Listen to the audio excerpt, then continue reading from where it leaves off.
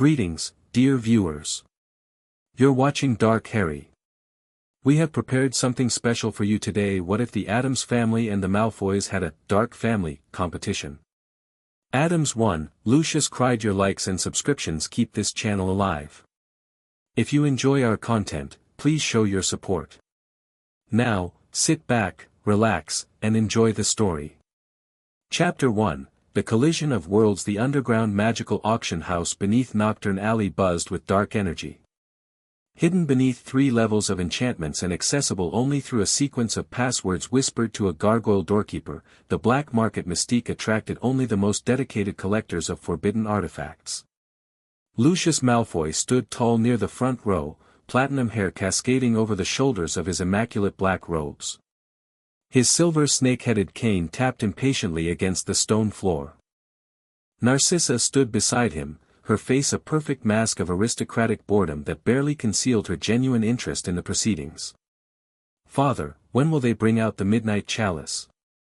Draco whispered, tugging slightly at his collar. "We've been watching them auction off garbage for an hour." "Patience, Draco," Lucius hissed. "The valuable items always come last.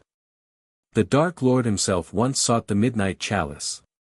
Its ability to magnify one's magical essence makes it worth every galleon and minute spent in this establishment." Narcissa's nose wrinkled slightly. "The clientele seems particularly questionable tonight." She wasn't wrong. Beyond the usual assortment of hags, curse dealers, and dark wizards lingered several figures who didn't belong.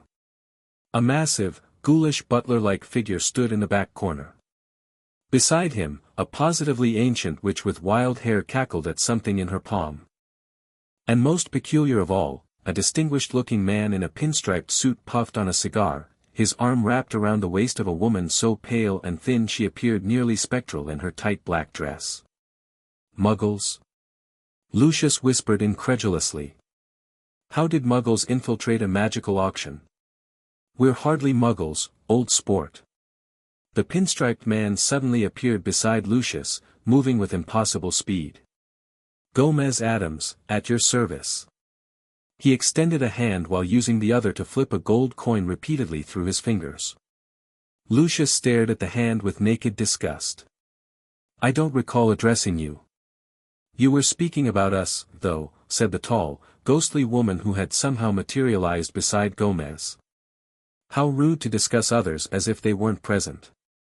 Her voice flowed like dark honey, simultaneously alluring and dangerous. Narcissa stepped forward. "You'll have to excuse my husband.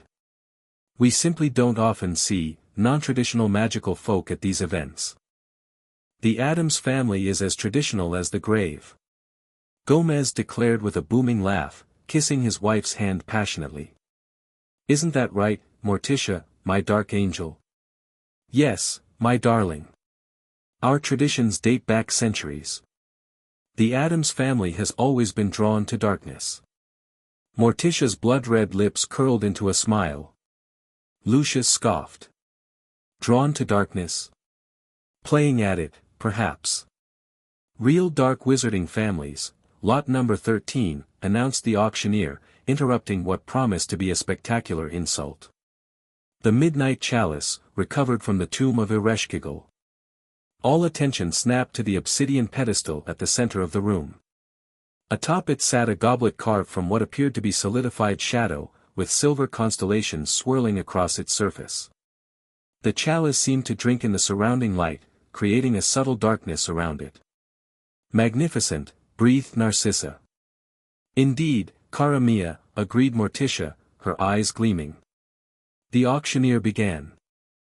"We start the bidding at 10,000 galleons." Lucius raised his cane. 15,000. Gomez stepped forward. 20,000. The room collectively gasped. Lucius turned slowly, rage building behind his eyes. 25, he countered. 30. Gomez shot back cheerfully. 40,000 galleons, Lucius stated coldly, glaring at Gomez. 50,000. Gomez laughed, clearly enjoying himself. "And I'll throw in this genuine cursed Aztec dagger." He pulled an ancient blade from his jacket. The auctioneer blinked. "Sir, we only accept magical currency, 100,000, Lucius interrupted, his voice deadly quiet. A hush fell over the crowd. No item had ever sold for such a sum at the black market mystique. Gomez leaned toward his wife. "Shall we go higher, my love?" "Let me consult," Morticia replied, beckoning toward the back of the room. The ancient witch hobbled forward, a mischievous grin revealing several missing teeth. "Grandmama, is the chalice worth more than 100,000? Morticia asked. The old woman cackled. "Worth every canute if it works as advertised. But why pay when we could just—" She made a snatching motion with her gnarled hand. Gomez's face lit up. "Capital idea. Fester." From nowhere, a bald man with sunken eyes and a deranged grin appeared. "You called, brother? We need a distraction." "My specialty," Fester exclaimed, pulling a stick of dynamite from his coat pocket. Draco's eyes widened. "Father, they're planning something, too late." Fester had already lit the dynamite with his finger and tossed it toward the ceiling. The explosion rocked the auction house, sending dust and debris raining down. Screams erupted throughout the room as patrons rushed toward exits. "Get the chalice," Lucius commanded Draco, pushing through the chaos. But the Addams family moved with supernatural coordination. The massive butler had already lumbered forward, sending wizards flying with casual swipes of his arms. A disembodied hand skittered across the floor, leapt onto the pedestal, and grabbed the chalice. "Thing! Good work!" Gomez called out. Lucius raised his wand. "Accio Midnight Chalice." The chalice flew from Thing's grip, only to be intercepted by a young girl with braided black hair and a cold expression who stepped directly into its path. "Wednesday, careful!" Morticia called. Draco ran toward Wednesday. "Give that here. It belongs to the Malfoys." Wednesday raised an eyebrow. "Possession indicates ownership. Basic legal principle." She turned the chalice in her pale hands, studying its constellations. "You don't understand what you're holding," Draco snarled, drawing his wand. "My father's been searching for that artifact for years." "So has my family," Wednesday replied calmly. "Though probably for different reasons." Lucius appeared behind Draco. "Enough conversation. Stupefy." The spell shot toward Wednesday but dissipated against an invisible barrier. "Protection amulet," Wednesday explained, pulling out a small skull pendant from beneath her collar. "A birthday gift." From mother and father, added a chubby boy who emerged from the smoke, holding what appeared to be a small crossbow. "I'm Pugsley, by the way." Gomez rejoined his family. "I see we're making friends." "Wonderful." "They're not our friends, they're our competition," Lucius hissed, his wand still raised. The chalice in Wednesday's hand suddenly began to glow, the star constellations brightening. "That's not supposed to happen," Grandmama muttered. "Not without blood activation." The chalice's light intensified, bathing the room in a cold blue glow. The constellations began to rotate, spinning faster and faster. "Wednesday, drop it," Morticia commanded, genuine concern breaking through her composure. For once, the girl looked uncertain. "I can't. It's stuck to my hands." Draco lunged forward. "Let me," his fingers touched the chalice just as Lucius grabbed his shoulder. A blinding flash erupted, and reality itself seemed to tear open. The last thing anyone heard was Fester's delighted cry, "Oh boy, interdimensional travel. I haven't done this since Tuesday." Lucius Malfoy came to consciousness face down on a hard floor that smelled of ancient wood polish and something unidentifiable but distinctly unpleasant. He pushed himself up, immediately checking that his wand remained secured in his cane. "Narcissa?" "Draco," he called, then froze as he took in his surroundings. The room was massive, a cavernous parlor decorated in a style that could only be described as Victorian morbidity. Taxidermied creatures, some recognizable, others clearly not from the natural world, adorned the walls. A suit of armor clutched an executioner's axe. Candelabras made of human bones cast flickering shadows across faded wallpaper. Ah, our guest awakens. Gomez Addams stood by a massive fireplace, smoking his cigar. Welcome to the Addams family home. Quite a journey, wasn't it? Lucius rose to his feet, dignity intact despite the situation. Where are my wife and son? The lovely lady is in the conservatory with Morticia. The boy is somewhere with Wednesday and Pugsley. Gomez waved vaguely. Don't worry, we haven't had a fatal accident in the house for nearly 3 weeks. Fatal, Lucius began, then stopped himself. The chalice. It transported us. Indeed. Remarkable magic. Seems the midnight chalice doesn't just amplify magic, it responded to competing magical signatures by bringing us all to the stronger magical nexus. Gomez beamed proudly. Our humble abode, as it happens. Lucius's eyes narrowed. Impossible. The Malfoy Manor has stood for 12 generations of the most powerful pure-blood wizards in Britain. The Addams family home has 13 generations of continuous haunting, Gomez countered. Our greatness isn't measured in blood purity but in blood quantity. He laughed heartily at his own joke. Before Lucius could respond, Narcissa entered the room, looking distinctly uncomfortable. Behind her glided Morticia, carrying a vase of roses, their stems intact, but every blossom cut off. Lucius, you're awake, Narcissa said with visible relief. This situation is most unusual. Mrs. Addams has been showing me their greenhouse, she continued, her voice strained. They grow the most peculiar plants. My garden is my pride, Morticia confirmed. The hemlock is particularly vibrant this season. Narcissa's face remained carefully neutral.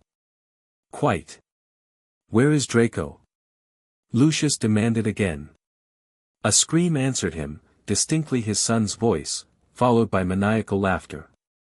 Lucius bolted toward the sound, charging up a grand staircase and down a corridor lined with portraits that seemed to follow his movement. He burst through a door to find Draco strapped to a medieval stretching rack, his limbs pulled taut while Wednesday turned a crank. Father! Help! Draco gasped. What are you doing to my son? Lucius roared, pointing his wand at Wednesday. The girl looked unimpressed. Demonstrating 16th-century interrogation techniques. He volunteered. I did not. Draco protested. Pugsley grinned from beside the rack.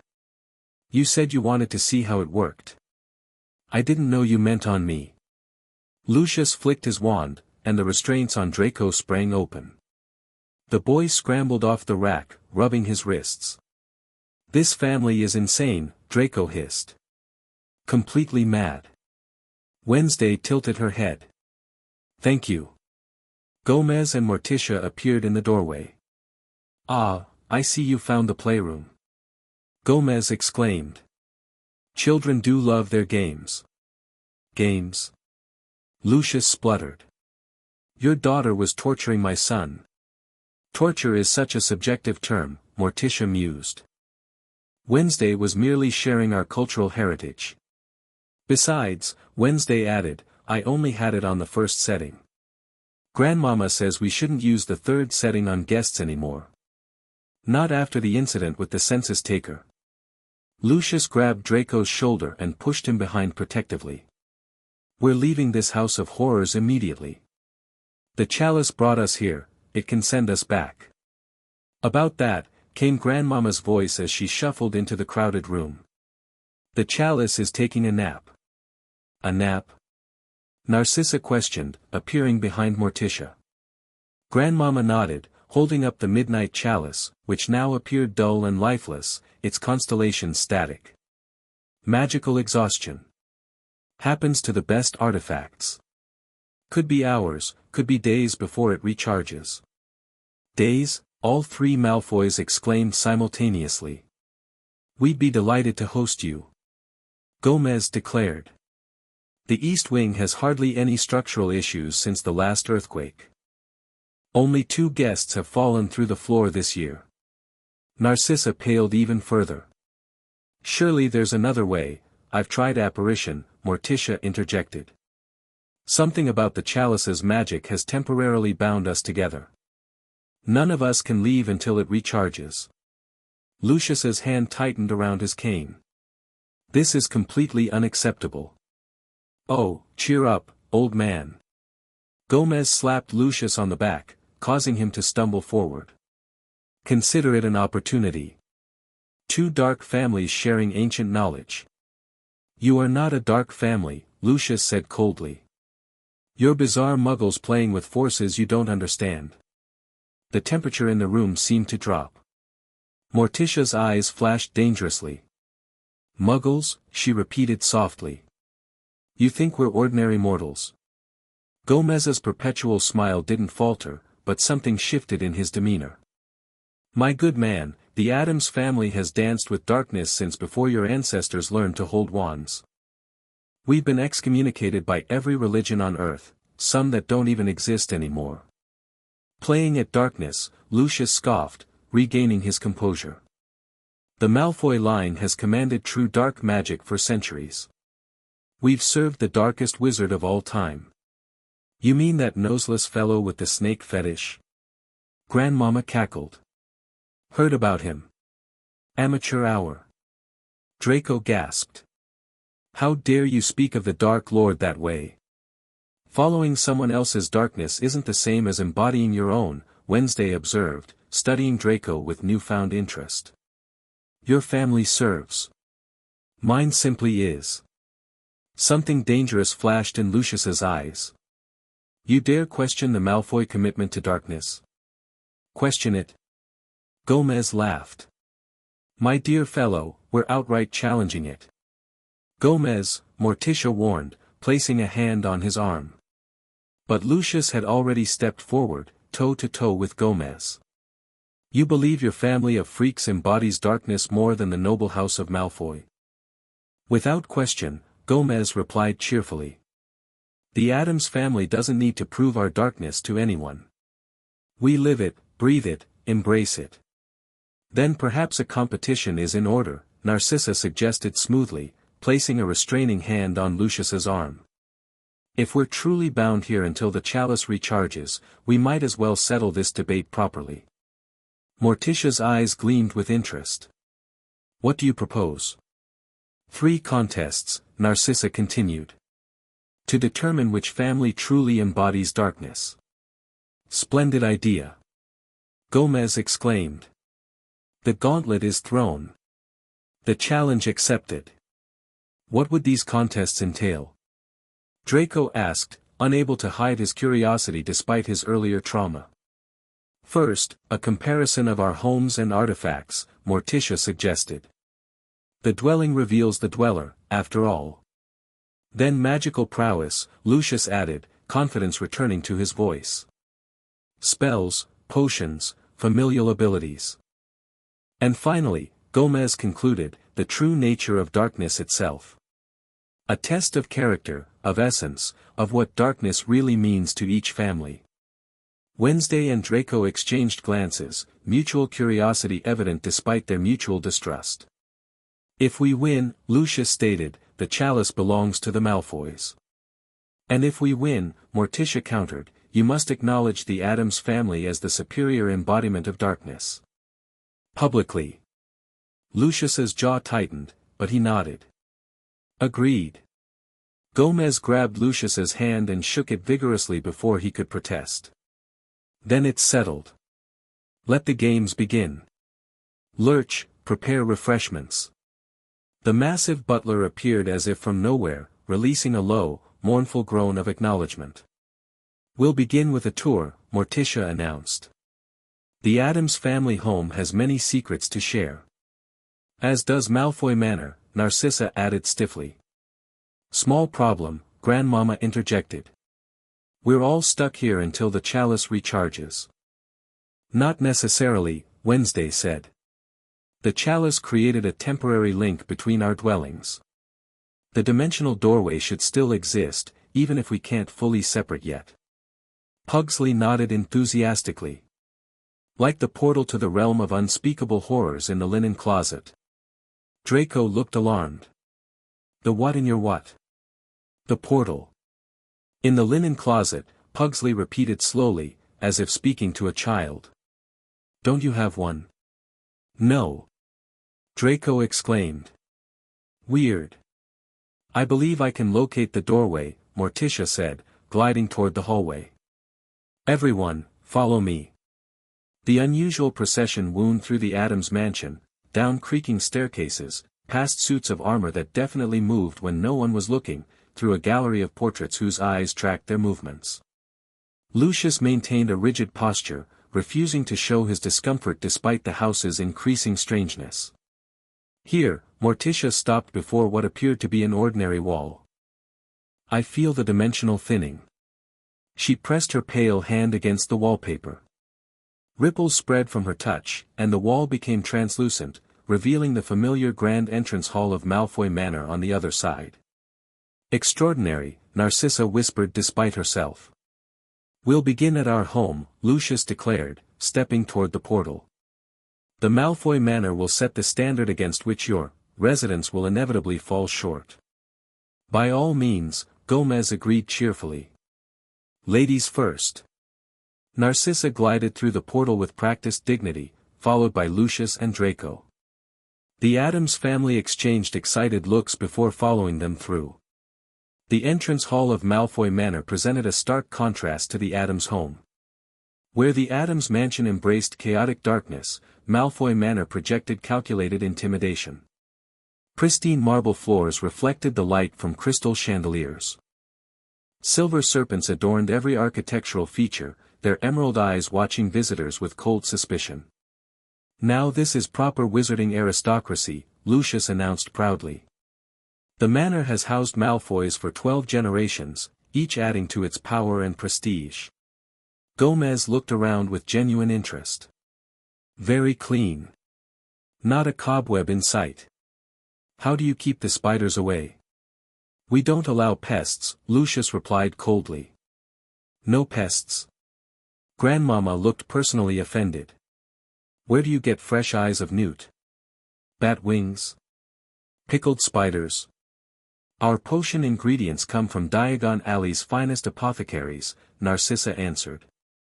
Not from household infestations. How boring, Wednesday commented. It's not boring, it's refined, Draco snapped. Lucius led them into a drawing room dominated by dark wooden furniture and emerald upholstery. Glass cases displayed ancient artifacts, cursed necklaces, enchanted daggers, and tomes bound in suspicious-looking leather. Our collection of dark artifacts is unparalleled, Lucius said, gesturing to the cases. Some date back to Salazar Slytherin himself. Gomez approached one display, peering at a silver dagger whose blade seemed to drink in the light. Nice craftsmanship. Though it lacks the personal touch of Great Aunt Slaughter's flaying knife. He turned to Morticia. Remember how she used to demonstrate on door-to-door salesmen? Such fond memories, Morticia sighed nostalgically. Narcissa cleared her throat. This cursed opal necklace has killed 19 muggles. Only 19. Grandmama shuffled closer to inspect it. My teething ring got more than that, and it wasn't even trying. Lucius's eye twitched slightly. Let's continue to the library. The Malfoy library was genuinely impressive, 3 stories of floor-to-ceiling bookshelves accessed by ornate rolling ladders. Ancient tomes bound in dragon hide and human skin lined the shelves, their spines embossed with titles in forgotten languages. Over 10,000 volumes on dark magic, Lucius announced. The largest private collection in Wizarding Britain. Wednesday had already climbed a ladder and pulled down a particularly sinister-looking book. Interesting. This one's cursed to blind the reader. She flipped through it casually. Don't touch that. Draco exclaimed. It's dangerous. Wednesday looked at him blankly. So am I. She continued reading. Your daughter should be careful, Narcissa warned Morticia. Those books have protections against mug, against non-magical readers. Oh, Wednesday has always had a special relationship with cursed objects, Morticia replied calmly. They recognize kindred darkness. As if to prove her point, the book in Wednesday's hands began to glow faintly, then settled back to normal. She closed it with a small nod of approval. I like this one, she declared, tucking it under her arm. You can't just take it. Draco protested. I'll return it. Eventually. Wednesday descended the ladder. Lucius led them deeper into the manor, past rooms dedicated to various dark pursuits, a dueling chamber with scorch marks still visible on the walls, a potion laboratory filled with bubbling cauldrons, and finally, the trophy room. Here, the Malfoy pride was on full display. Glass cases housed awards for magical achievement, certificates of recognition from the Ministry, most predating Voldemort's fall, and various symbols of status in the wizarding world. 7 generations of Slytherin prefects, Lucius gestured to a display of badges. 3 ministers of magic have come from Malfoy blood. Politics. Gomez exclaimed. I once ran for mayor of our town. Campaign slogan, Vote Addams, what's the worst that could happen? Got 3 votes, all from the cemetery. We take governance seriously, Lucius replied stiffly. The Malfoys have shaped wizarding policy for centuries. Shaped it toward what end? Morticia asked, her voice soft but penetrating. Lucius hesitated for just a moment. Toward maintaining the proper order. Preserving ancient traditions and bloodlines. Power for power's sake, Wednesday translated. How conventional. Draco stepped forward. It's about legacy. About ensuring our kind remains dominant. Our kind? Pugsley asked, genuinely curious. You mean really pale people with commitment issues? Wizards. Draco snapped. Pure bloods. Ah, Morticia nodded. You divide yourselves by birth. We Addamses prefer to judge by more meaningful criteria. Such as? Narcissa asked, one elegant eyebrow raised. One's relationship with pain, death, and the unspeakable, Morticia answered simply. Birth means little. How you embrace the void means everything. An uncomfortable silence fell over the group. I think we've seen enough, Lucius finally declared. The Malfoy Manor clearly represents the pinnacle of dark magical achievement. It's certainly tidy, Gomez conceded, adjusting his bow tie. Shall we see our humble abode now?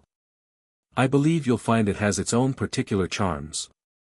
The transition back through the dimensional doorway felt like passing through a cold waterfall.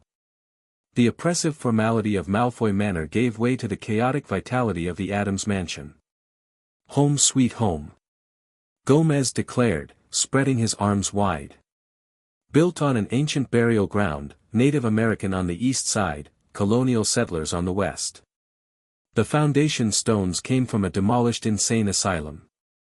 The perfect spot. Lucius looked around with undisguised disdain. Your home lacks basic magical protections. Any wizard could break in. They could try, Wednesday remarked. The house doesn't like strangers. As if on cue, a chandelier above them creaked ominously. Narcissa stepped quickly to one side just as it crashed down exactly where she'd been standing. See? Wednesday nodded. It's still getting to know you. That's criminally negligent maintenance, not sentience, Lucius scoffed, though he eyed the ceiling warily. Sentient houses are quite common in the wizarding world, Narcissa added, attempting diplomacy despite her near-death experience. Hogwarts Castle famously has a mind of its own. Our house doesn't just have a mind, Morticia corrected gently. It has appetites. A floorboard creaked hungrily beneath Draco's foot, and he quickly stepped back. Let's start in the conservatory, Morticia suggested, leading them through massive double doors. Unlike the manicured gardens of Malfoy Manor, the Addams Conservatory was a riot of botanical chaos. Plants that defied classification twisted toward the glass ceiling. Vines with thorns like daggers reached for the visitors. Flowers that resembled screaming faces turned to watch their progress. The air smelled of decay and strange perfumes. "My African strangler needs feeding," Morticia noted as they passed a plant that lunged at Lucius, who barely dodged its grasp. "He's always hungry after a moon cycle." "You feed your plants?" Narcissa asked. "Of course. They have such specific dietary requirements. The wolfsbane prefers virgins, but we've had to compromise with vegetarians." Draco stumbled, nearly falling into a bubbling bog in the center of the room. "Is that quicksand?" "Quicksand, slow Zan, and medium Zan," Pugsley confirmed proudly. "I'm experimenting with viscosity levels." The neighbor's dog helped test the prototypes. Narcissa's face had gone completely white. "Your garden is unusual." "Thank you," Morticia beamed. "I've dedicated decades to cultivating only the deadliest species." Gomez led them onward to what appeared to be a vast underground cavern accessed through a hidden door behind a stuffed bear. Stalactites dripped something that wasn't water onto the stone floor. The walls were lined with implements of torture from every historical era, alongside artifacts that pulsed with malevolent energy. "Our little collection," Gomez said modestly. "Family heirlooms, mostly." The collection dwarfed the Malfoys' display. Ancient sarcophagi stood open, some still occupied by their mummified inhabitants.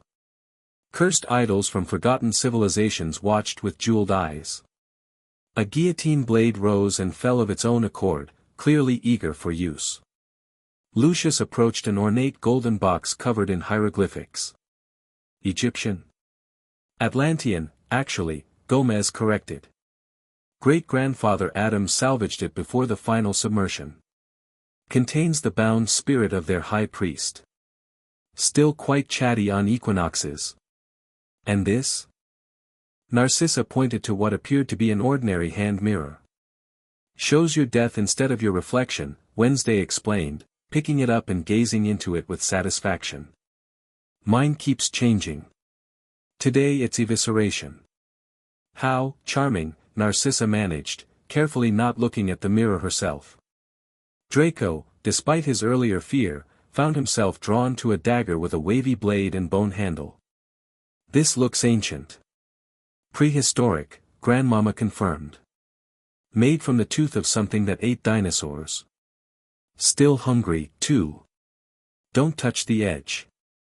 Naturally, Draco's finger drifted closer to the blade. "I wouldn't," Wednesday advised. "Unless you want to spend eternity as its sole battery." Draco snatched his hand back.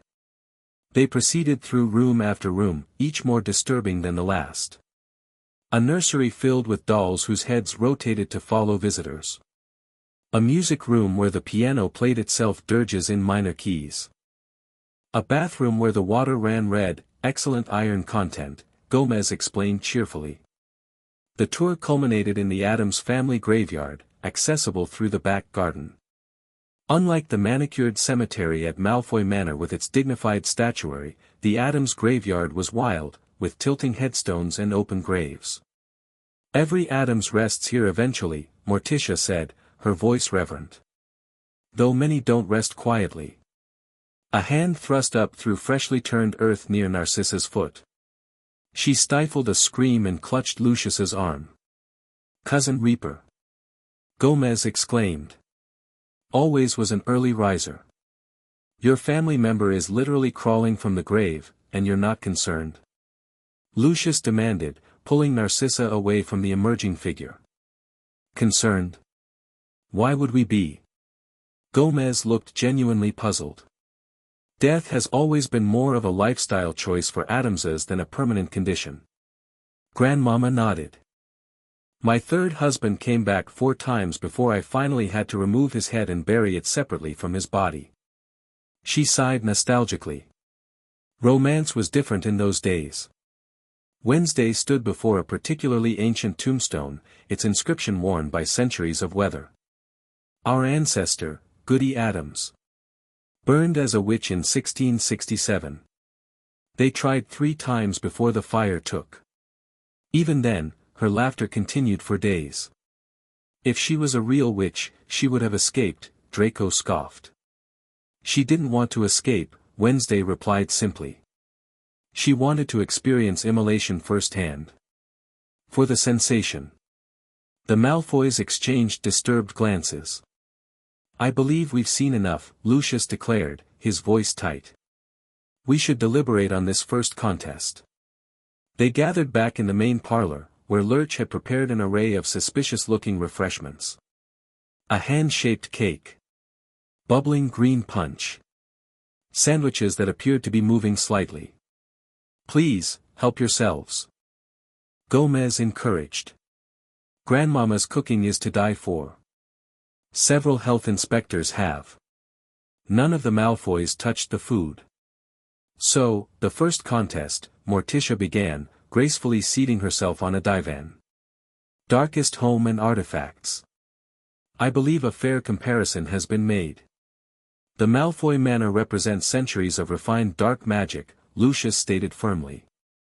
Our artifacts have documented histories of power and prestige. While our home simply is what we are, Morticia countered.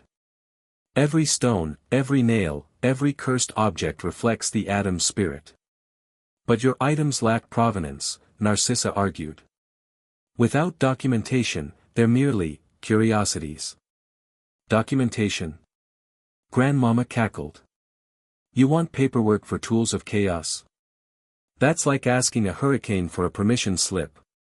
In the wizarding world, lineage matters, Lucius insisted. Our artifacts can trace their dark histories through generations of proper ownership. And ours bear the marks of actual use, Wednesday pointed out. Your cursed necklace sits in a case. Our cursed mirror gets used daily. That's precisely my point, Lucius seized on her words. Your family treats darkness as entertainment. A game. For true dark wizards, these objects represent power, power to be respected and controlled, not played with like toys. And there's the fundamental difference, Gomez said, suddenly serious. You see darkness as something external, power to be acquired, controlled, wielded over others. He spread his hands. We see it as something internal, to be embraced, celebrated, lived. An unexpected tension filled the room. For the first time, the perpetually cheerful Gomez showed a glimpse of something deeper, more profound.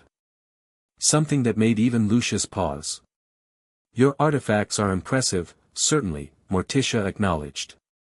But they feel disconnected from you. Ours are extensions of ourselves. Narcissa, ever the diplomat, cleared her throat. Perhaps we need an objective measure. The chalice, Wednesday suggested. It brought us to the stronger magical nexus. It's already rendered judgment. Lucius's jaw tightened. The chalice malfunctioned. Its transportation spell was clearly defective. Was it? Morticia raised an elegant eyebrow. Or did it recognize something you refused to see? Before Lucius could retort, Grandmama shuffled into the center of their circle, holding the midnight chalice. Let's ask it directly. She placed the chalice on a small table. The constellation patterns remained dull and inactive, but a faint pulse of light rippled across its surface. See? Still resting, Grandmama said. But even half asleep, it knows. She pointed to the chalice, which had tilted slightly toward the Addams side of the room. First round goes to us. This proves nothing. Lucius protested. The table is obviously uneven. Wednesday silently placed a marble on the table. It remained perfectly still, refusing to roll in any direction. Draco looked from the marble to the tilted chalice, then to his father.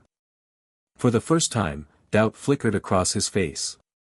I believe that settles the first contest, Morticia announced softly. The Addams family home and artifacts embody true darkness more authentically than Malfoy Manor. Preposterous.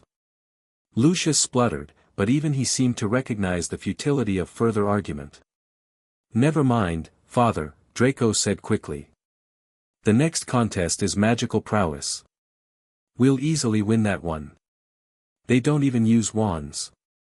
Gomez clapped his hands together. Exactly right, my boy. The second contest begins tomorrow. Magical prowess and family traditions. He grinned broadly at Lucius. I do hope you're well rested. You'll need your strength. Lucius's glare could have frozen flame. Do not underestimate the magical capabilities of the Malfoy line, Addams. Tomorrow, you'll learn the difference between playing at darkness and commanding it. Can't wait. Gomez replied cheerfully, completely unfazed by the threat. Lurch will show you to your rooms.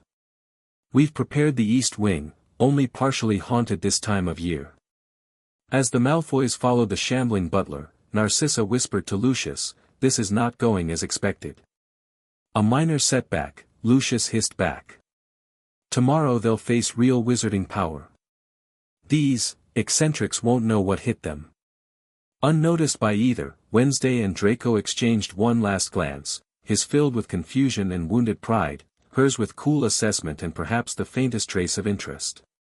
The stage was set for day 2 of the most unusual dark family competition the world had never seen. Chapter 2, Blood and Magic. Draco Malfoy woke to the sensation of being watched. Not the vague feeling that sometimes crept up his spine at Hogwarts when Peeves was planning something nasty, this was the certain knowledge that eyes were fixed on him. He bolted upright, wand already in hand, to find Wednesday Addams perched in a chair at the foot of his bed, a leather-bound book open in her lap. You talk in your sleep, she informed him flatly. What the hell? Draco scrambled back against the headboard. How long have you been there? 3 hours, 17 minutes. She turned a page. You mentioned someone named Potter 8 times. Ex-boyfriend? Draco's face flushed crimson. He's my nemesis. Wednesday's expression didn't change. Thin line. Get out of my room. Draco pointed his wand at her, trying to steady his shaking hand. It's not your room. It's our ghost aunt's room. She doesn't mind sharing, though she does prefer watching from inside the mirror. Wednesday nodded toward the antique mirror on the wall, which definitely hadn't been clouded with a face-like shape when Draco went to sleep. Draco jumped out of bed, suddenly conscious he was wearing only sleep pants. This is completely inappropriate. My father will challenge me to a magical duel. Wednesday closed her book. That's why I'm here. Research. Know thy enemy. We're not at war, Draco muttered, grabbing a shirt. Aren't we? Wednesday tilted her head. Your father seems to think so. He spent half the night practicing curses in the East Gallery. Draco paused. How do you know that? Thing told me. She pointed to the disembodied hand that suddenly appeared, skittering across the floor to leap onto her shoulder. He's been monitoring your family. Standard Addams hospitality protocol. You've been spying on us. Draco's indignation returned. Observing. Wednesday stood, tucking her book under her arm. There's a difference. Breakfast is ready. Mother made nightshade pancakes, but Grandmama prepared regular food for your family. Only mildly poisonous. She headed for the door, paused, and looked back at him. Your fear response is interesting. Fast pulse, pupil dilation, but you still reach for your weapon. You'd make a decent specimen. I'm not a specimen. Draco spluttered. Everyone is, eventually. With that cryptic remark, she slipped out, leaving Draco alone with the distinct impression that he'd somehow lost a battle he didn't know he was fighting. The Addams dining room could have doubled as a medieval banquet hall in a particularly morbid castle. A table long enough to seat 20 stretched beneath a chandelier made from what appeared to be human bones. Portraits of deceased Addamses lined the walls, their eyes following the diners with undisguised interest. The morning light struggled through stained glass windows depicting scenes of exquisite torture. Lucius and Narcissa were already seated when Draco arrived, looking as though they'd barely slept. Lucius's knuckles were white around his coffee cup. "Ah, young Malfoy joins us," Gomez declared from the head of the table, where he was reading a newspaper upside down. "Sleep well. The bed hasn't consumed anyone since my great-uncle Ferdinand, and he practically volunteered. The accommodations were—" Narcissa searched for a diplomatic term, "memorable." "Just like Ferdinand." Gomez laughed heartily. Morticia glided in, carrying a platter of what appeared to be normal pancakes, though their slightly purple tinge gave Draco pause. "I understand wizarding families prefer traditional breakfast foods," she said, placing the platter before the Malfoys. "These are blueberry. The nightshade ones are for our family." "How thoughtful," Narcissa replied stiffly, eyeing the pancakes with suspicion. Pugsley bounded in, carrying what looked suspiciously like a stick of dynamite. "Morning. Who wants to see my new experiment?" "Not at breakfast, dear," Morticia chided gently. "Explosions are for after dessert." "Mother," Wednesday entered behind her brother, "I've been thinking about today's contest. Will we be judged on creativity or body count?" Lucius choked on his coffee. "Both have merit," Morticia considered, taking her seat beside Gomez. "Though I've always found quality more satisfying than quantity." Gomez dabbed his mustache with a napkin. "Speaking of today's contest. Magical prowess and family traditions, a chance to showcase generations of occult knowledge." "Indeed," Lucius set down his cup, composure regained. "The Malfoy family has practiced the highest forms of wizardry for centuries. Our bloodline carries power that can't be learned from books or tricks." "Blood!" Grandmama cackled as she shuffled in. "Now we're talking. Nothing like a good bloodline for curses, hexes, and the occasional demonic pact." "We're purebloods," Draco stated proudly. "Our magic is untainted by Muggle interference." "Purity is so limiting," Wednesday commented, cutting her nightshade pancake into precise triangles. "Hybridization produces more interesting results. Just look at cousin Itt." "Who?" Narcissa asked despite herself. As if on cue, a moving mass of hair with sunglasses and tiny feet walked into the dining room. "Itt!" Gomez exclaimed. "Join us. We were just discussing magical heritage." Cousin Itt made a series of unintelligible squeaking sounds. "Exactly right." Gomez agreed enthusiastically. "Itt says magical ability isn't about bloodlines but about one's relationship with the cosmic void." "You understood that?" Draco stared incredulously. "You didn't?" Wednesday raised an eyebrow. Lucius set down his fork with a sharp clink. "This ridiculous debate accomplishes nothing. The contest will prove which family possesses superior magical ability." "Indeed it will." Gomez jumped to his feet. "Let's begin immediately. To the backyard." "We haven't finished breakfast," Narcissa protested. "Meals are merely suggestions in this house," Morticia explained, also rising. "The hunger for knowledge outweighs physical appetite." The unusual procession made its way through the mansion's winding corridors and out through a set of wrought iron doors that groaned open at their approach. The backyard of the Addams mansion defied conventional landscaping. The grass grew in uneven patches, some areas reaching waist height. Gnarled trees twisted toward a sky that somehow seemed darker directly above the property. The family graveyard occupied one corner, its headstones tilted at precarious angles. "Perfect conditions," Gomez declared, spreading his arms wide. "Overcast, hint of brimstone in the air, and the wolfsbane is in bloom." Lucius surveyed the wild landscape with disdain. "How do you propose we structure this contest?" "Each family demonstrates their traditional magical abilities," Morticia suggested. "Then we move to practical applications. Perhaps a friendly duel." "Excellent." Gomez clapped his hands. Malfoys go first, show us what centuries of wizarding tradition looks like. Lucius straightened his robes and stepped forward. Very well. Draco, Narcissa, join me. The three Malfoys stood shoulder to shoulder, wands at the ready. The foundation of pure-blood wizardry is precision and power, Lucius began, his voice taking on a lecturing tone. With a flick of his wand, he conjured a series of increasingly complex illusions, serpents that coiled through the air, dragons that breathed emerald fire, skulls that laughed with hollow voices. Narcissa added her own spellwork, transforming the ground beneath their feet into polished marble, then back to earth, demonstrating perfect control of transfiguration. Draco, eager to impress, cast a Patronus charm.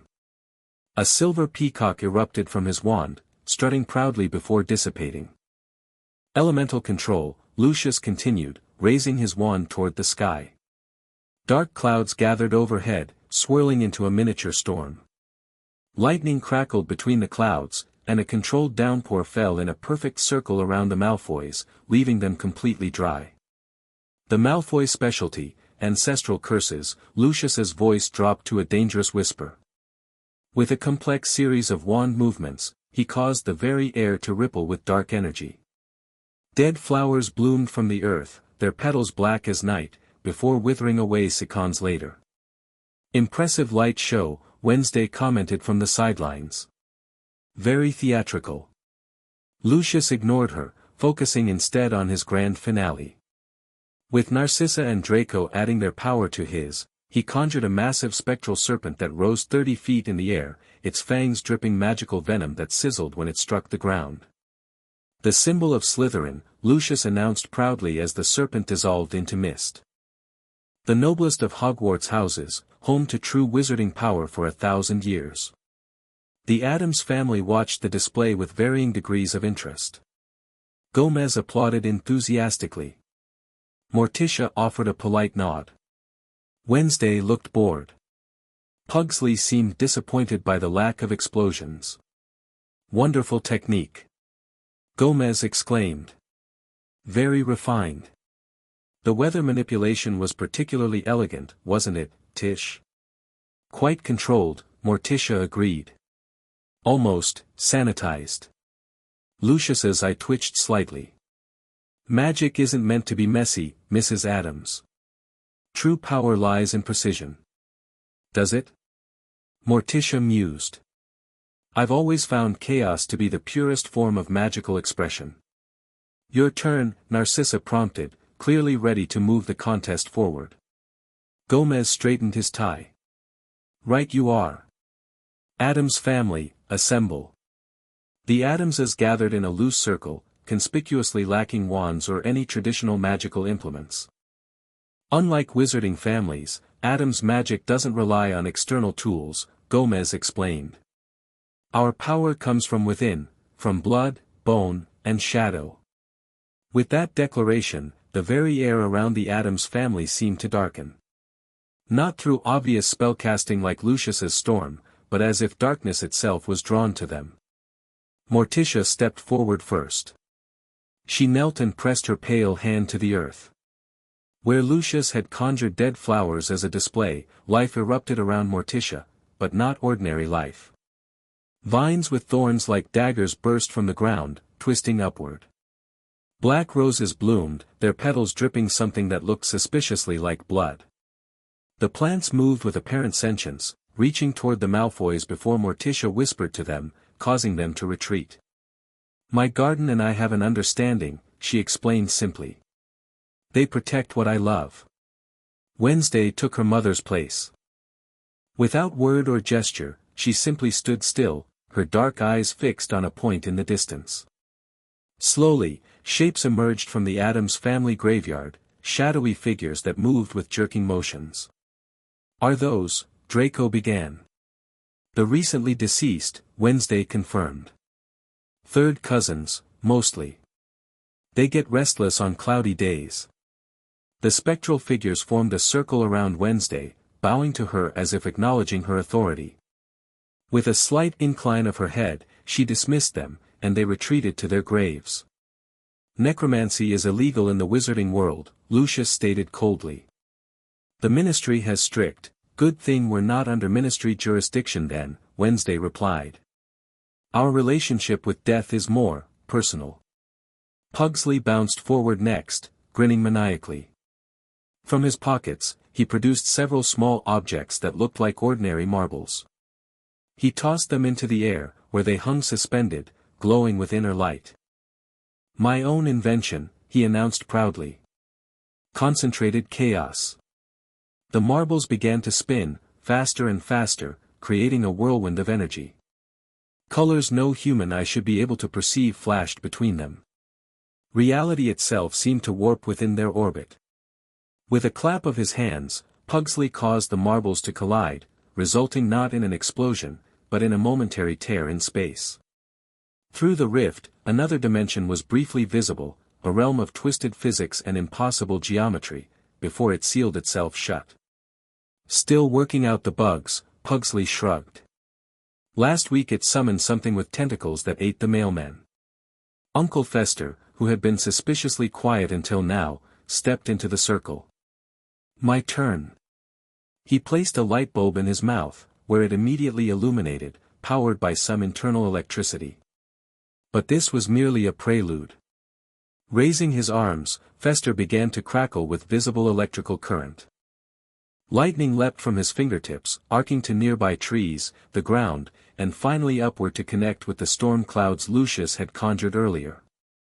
The magical storm, instead of dissipating, intensified under Fester's influence. The clouds darkened further, spinning into a vortex directly above the property. He's hijacking my spell, Lucius muttered in disbelief. Not hijacking, Fester corrected, his voice distorted by electrical discharge. Improving. With a maniacal laugh, he directed a bolt of lightning to strike the ground between the two families. When the smoke cleared, a perfect glass sculpture stood where the lightning had hit, a delicate rendering of both families, frozen in crystallized sand. I call it family portrait, Fester announced proudly. Grandmama shuffled forward last, carrying a small cauldron that bubbled despite the absence of fire. Potions are a wizarding specialty too, Narcissa pointed out, clinging to familiar territory. Potions? Grandmama cackled. Child, I was brewing before your ancestors figured out which end of a wand to hold. She dipped a gnarled finger into her cauldron and flicked droplets into the air. Each droplet transformed as it fell, becoming a butterfly, a scorpion, a miniature dragon, a shower of golden coins, and finally, a perfect replica of Lucius's face, which stuck out its tongue before dissolving. Reality manipulation, Grandmama explained. No incantation needed. Just the right ingredients and a few centuries of practice. As a finale, Lurch stepped forward. The massive butler simply raised one hand and groaned, a low, resonant sound that seemed to vibrate through the bones of everyone present. The ground trembled. The sky darkened further. From the mansion, piano music began to play, though no one was inside to touch the keys. Lurch has a way with music, Gomez explained cheerfully. The house responds to his voice. They're old friends. The Malfoys stood in stunned silence.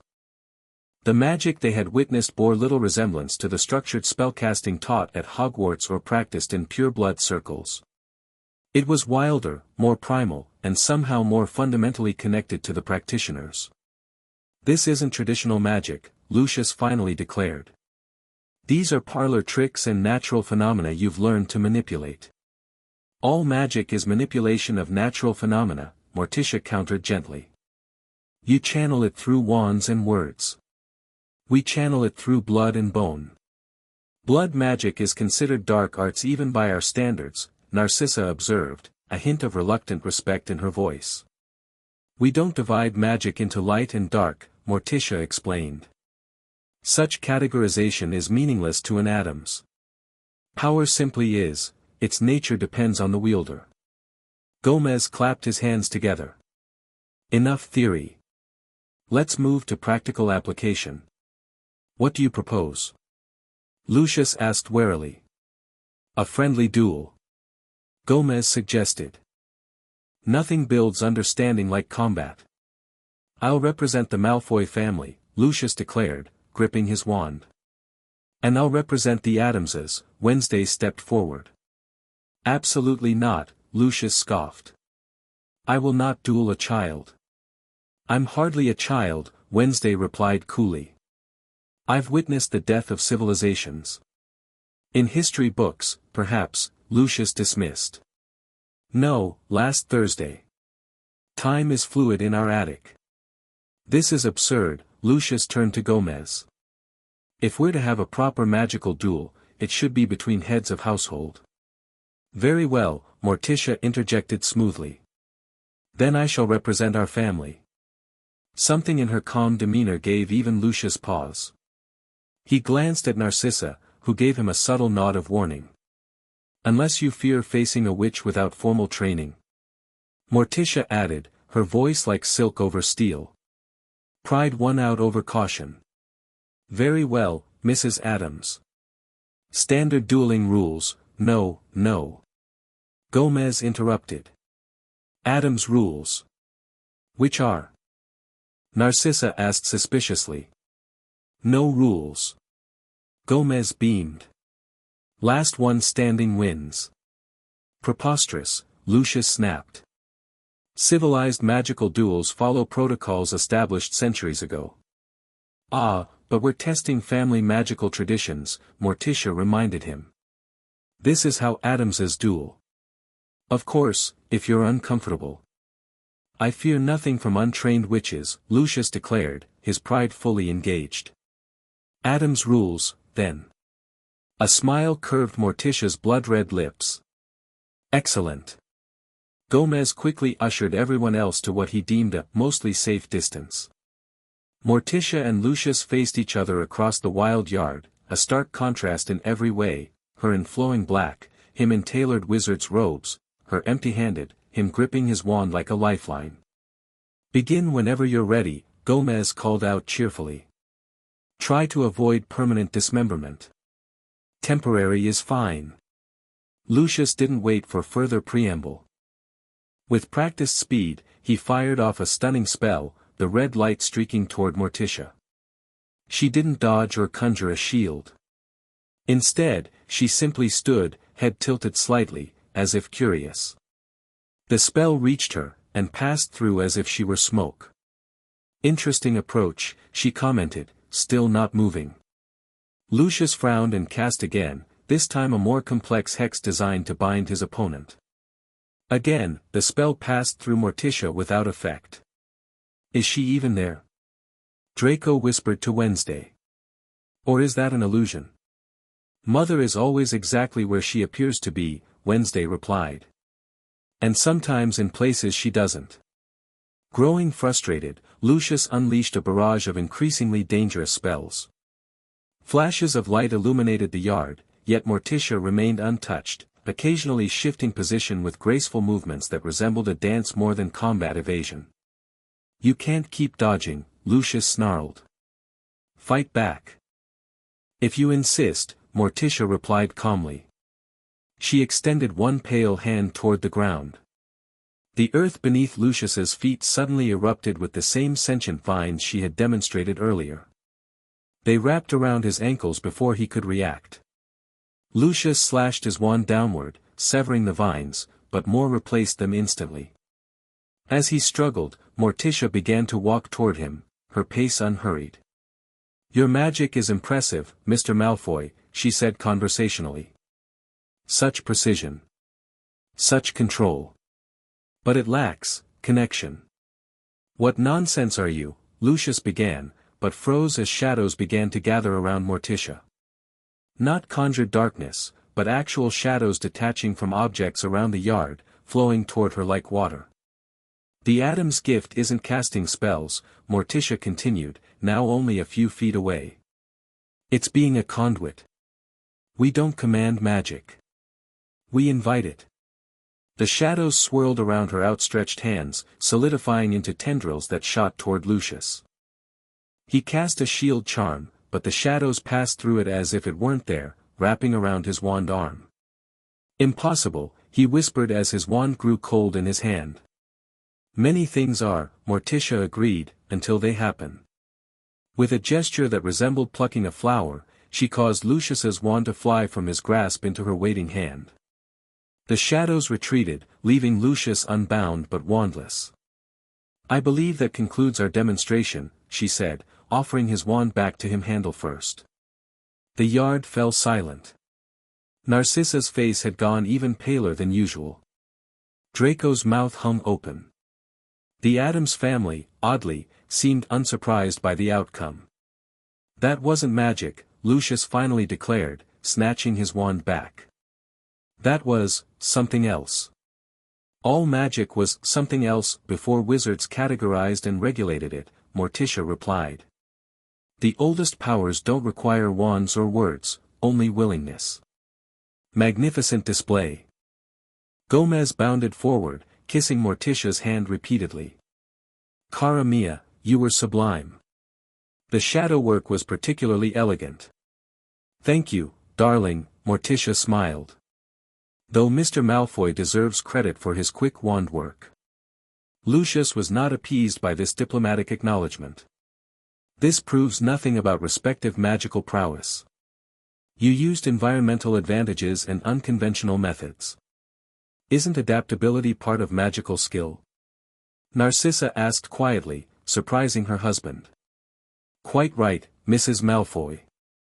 Gomez agreed enthusiastically. "The greatest magic adapts to circumstances." "Let's make this more interesting," Wednesday suggested, stepping forward. "Draco and I should demonstrate our abilities next. A younger generation's perspective." Draco, still processing his father's defeat, straightened his shoulders. "Fine by me. I'm not afraid of your parlor tricks." "Wonderful." Gomez clapped. "To the swamp, then." "Swamp?" Draco echoed. "The bog behind the cemetery," Wednesday clarified. "It's where we conduct our more volatile experiments." The group trekked around the family graveyard to where the property gave way to a mist-shrouded swamp. Gnarled trees rose from murky water, their branches draped with Spanish moss that seemed to reach for passers-by. Strange lights flickered beneath the water's surface. "This is perfect," Wednesday declared. "Neutral territory. Neither house nor yard. What exactly are we meant to do here?" Draco asked, eyeing the bubbling water suspiciously.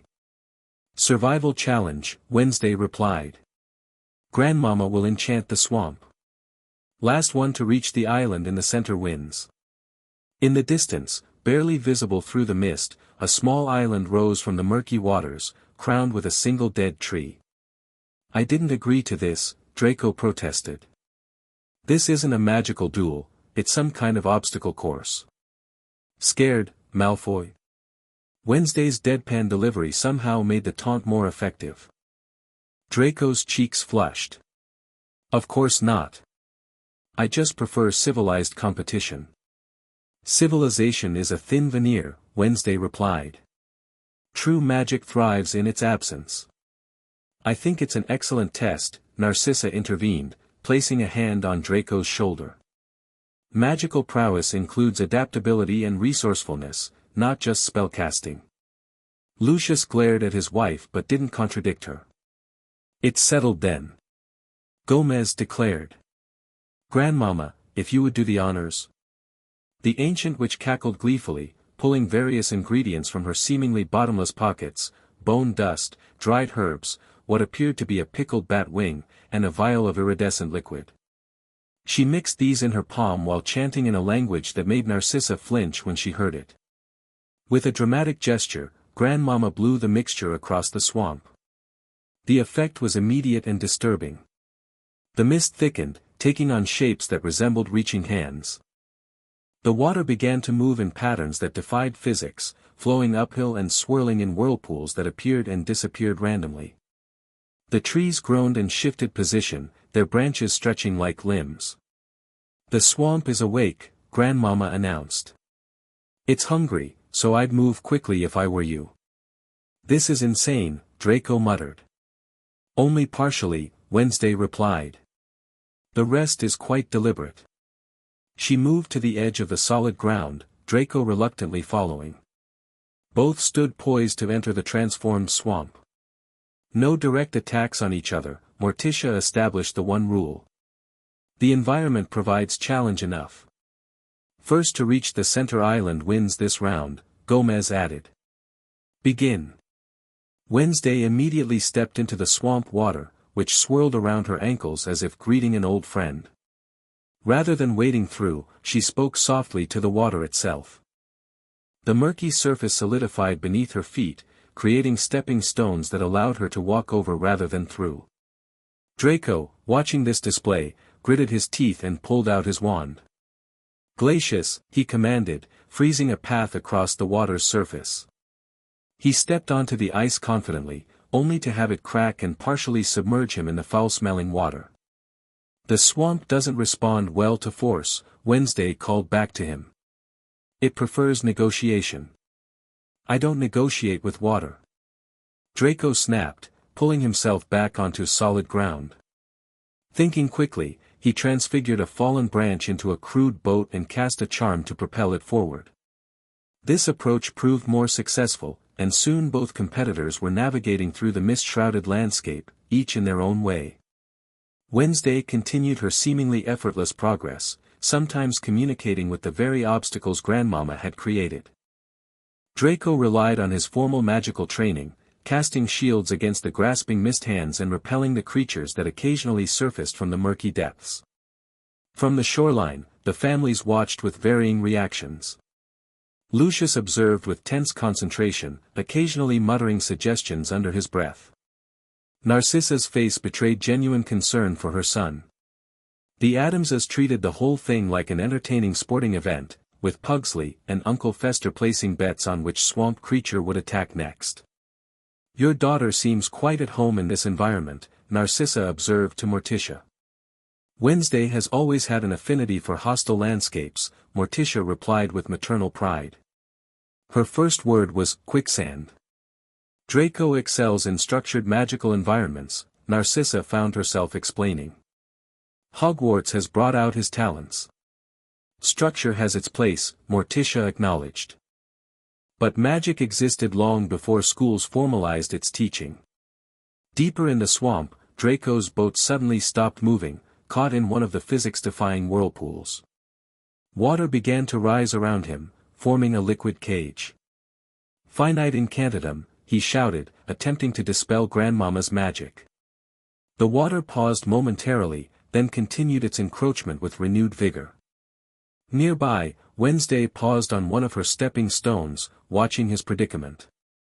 Counterspells won't work, she informed him. This magic predates your Latin incantations. Then what am I supposed to do? Draco demanded, water now reaching his knees inside the boat. Adapt, she suggested simply. Draco looked around frantically, then had an inspiration. Rather than fighting against the swamp, he scooped up a handful of the murky water and let it run through his fingers.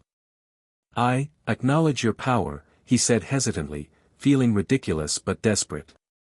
To his astonishment, the water cage stopped rising. The whirlpool slowed, allowing his boat to drift free. It worked, he exclaimed. Of course it did, Wednesday replied. The oldest magic responds to respect.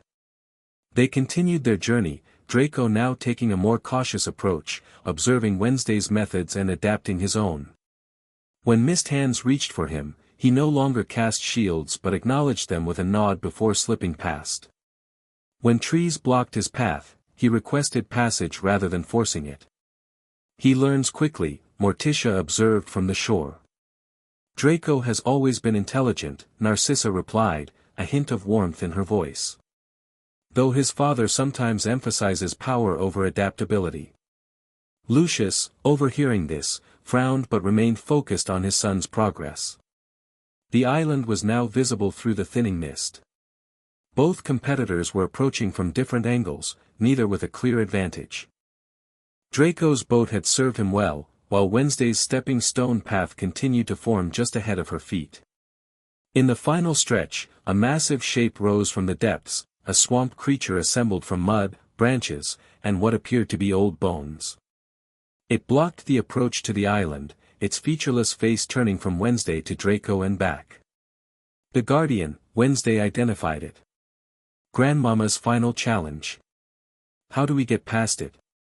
Draco asked, instinctively positioning his boat beside Wednesday's path.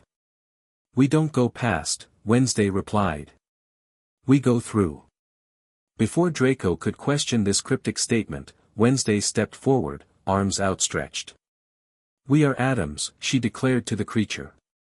Darkness flows in our veins. The creature seemed to consider this, its muddy form shifting. Draco, seeing his opening, raised his wand, but Wednesday caught his arm. Wait, she instructed. It responds to identity, not force. Who are you, really? I'm Draco Malfoy, he began automatically. No. Who are you beneath the name and house? Draco hesitated, genuinely confused. I don't understand. The swamp doesn't care about your family name or blood status, Wednesday explained with surprising patience. It wants to know your essence. Draco looked from the creature to Wednesday, then back. With uncharacteristic vulnerability, he lowered his wand. I'm someone trying to live up to impossible expectations, he admitted quietly. Someone trapped between what I'm told to be and what I might become. The creature's muddy form rippled, as if considering this unexpected honesty. And that makes you? Wednesday prompted. Lost, Draco whispered. But determined. The swamp guardian, to Draco's astonishment, bowed its featureless head and parted down the middle, creating a path between its halves. It accepts us, Wednesday stated, proceeding forward. Draco followed, still processing what had just happened, and what he had admitted aloud. They reached the island simultaneously, both stepping onto the solid ground at precisely the same moment. Atai. Gomez called from the distant shore. Impossible. Lucius protested. There must be a winner. Not everything is about winning, Mr. Malfoy, Morticia replied gently. Sometimes the journey reveals more than the destination. As Wednesday and Draco made their way back to shore, the swamp notably calmer during their return journey, Narcissa studied her son's face. Something had shifted in his expression, a thoughtfulness that hadn't been there before. Well done, both of you. Gomez declared as they rejoined the group. A magnificent display of different magical approaches. Draco, Lucius began sternly, you should have, adapted brilliantly, Narcissa interrupted, placing a hand on her husband's arm. Our son showed creativity in unfamiliar territory.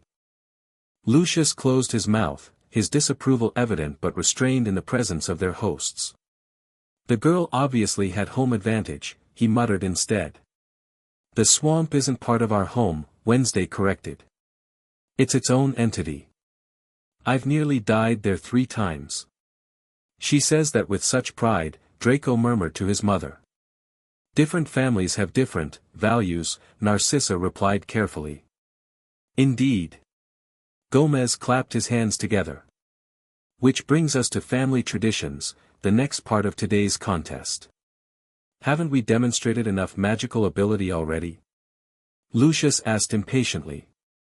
Magic is only part of what defines a family's darkness, Morticia explained. Our traditions reveal our true nature. The Addams mansion's cavernous ballroom had been transformed for the occasion. Ancient tapestries depicting various forms of elegant torture hung from the walls.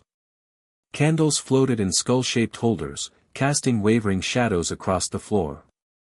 A long table had been set up on one side, covered with artifacts, potion ingredients, and what appeared to be ritual implements. Family traditions. Gomez announced, spinning in place with enthusiasm. The heart of any family's identity.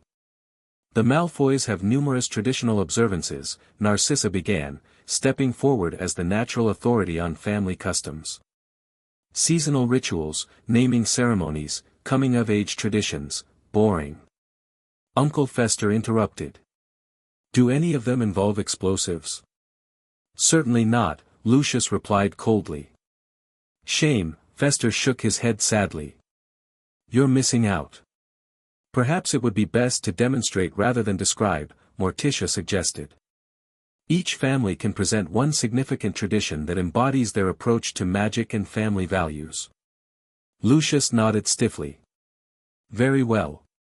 The Malfoy birthright ritual would be most appropriate.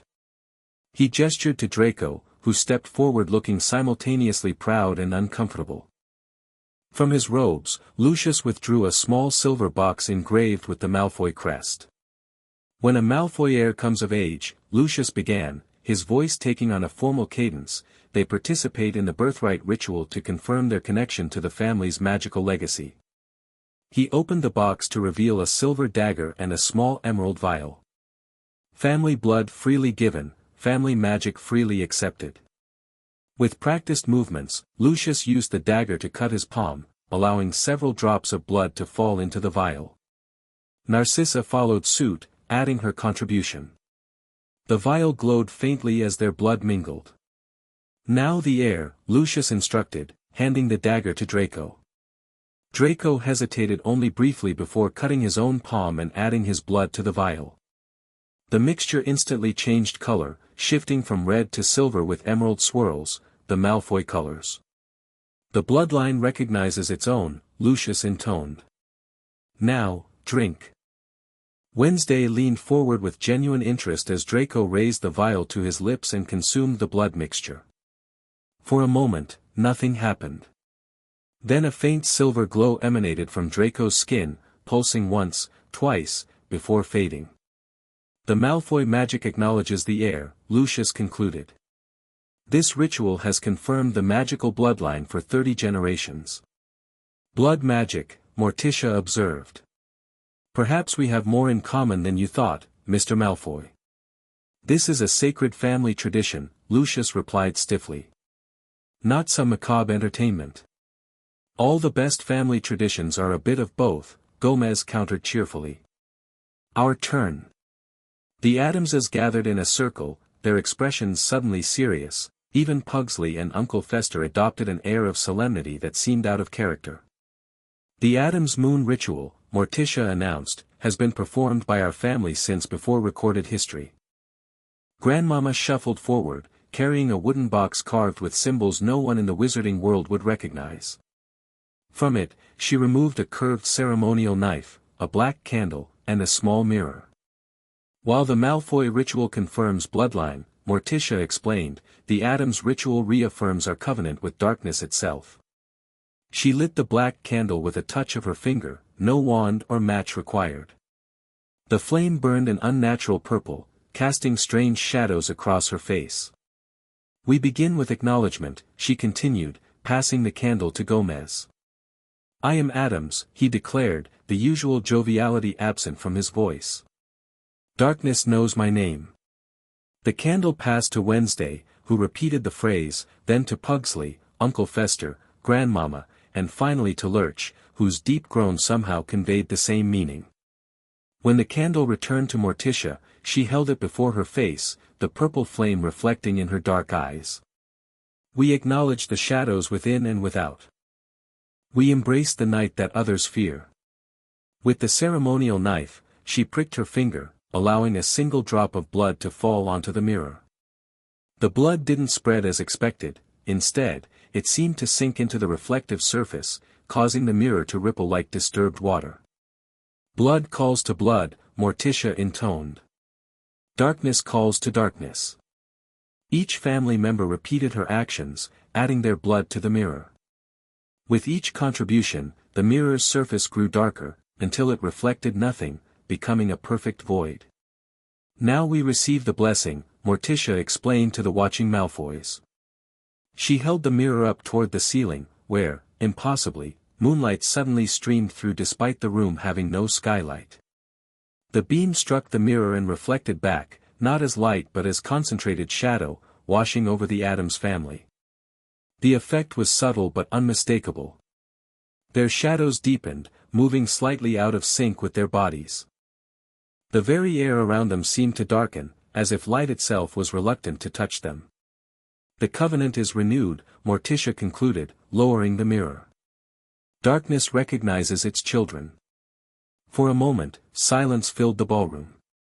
Even Lucius seemed momentarily at a loss for words in the face of magic so fundamentally different from the structured spells of the wizarding world. That was. Narcissa began, then paused, searching for an appropriate response. Primitive, Lucius supplied, recovering his composure.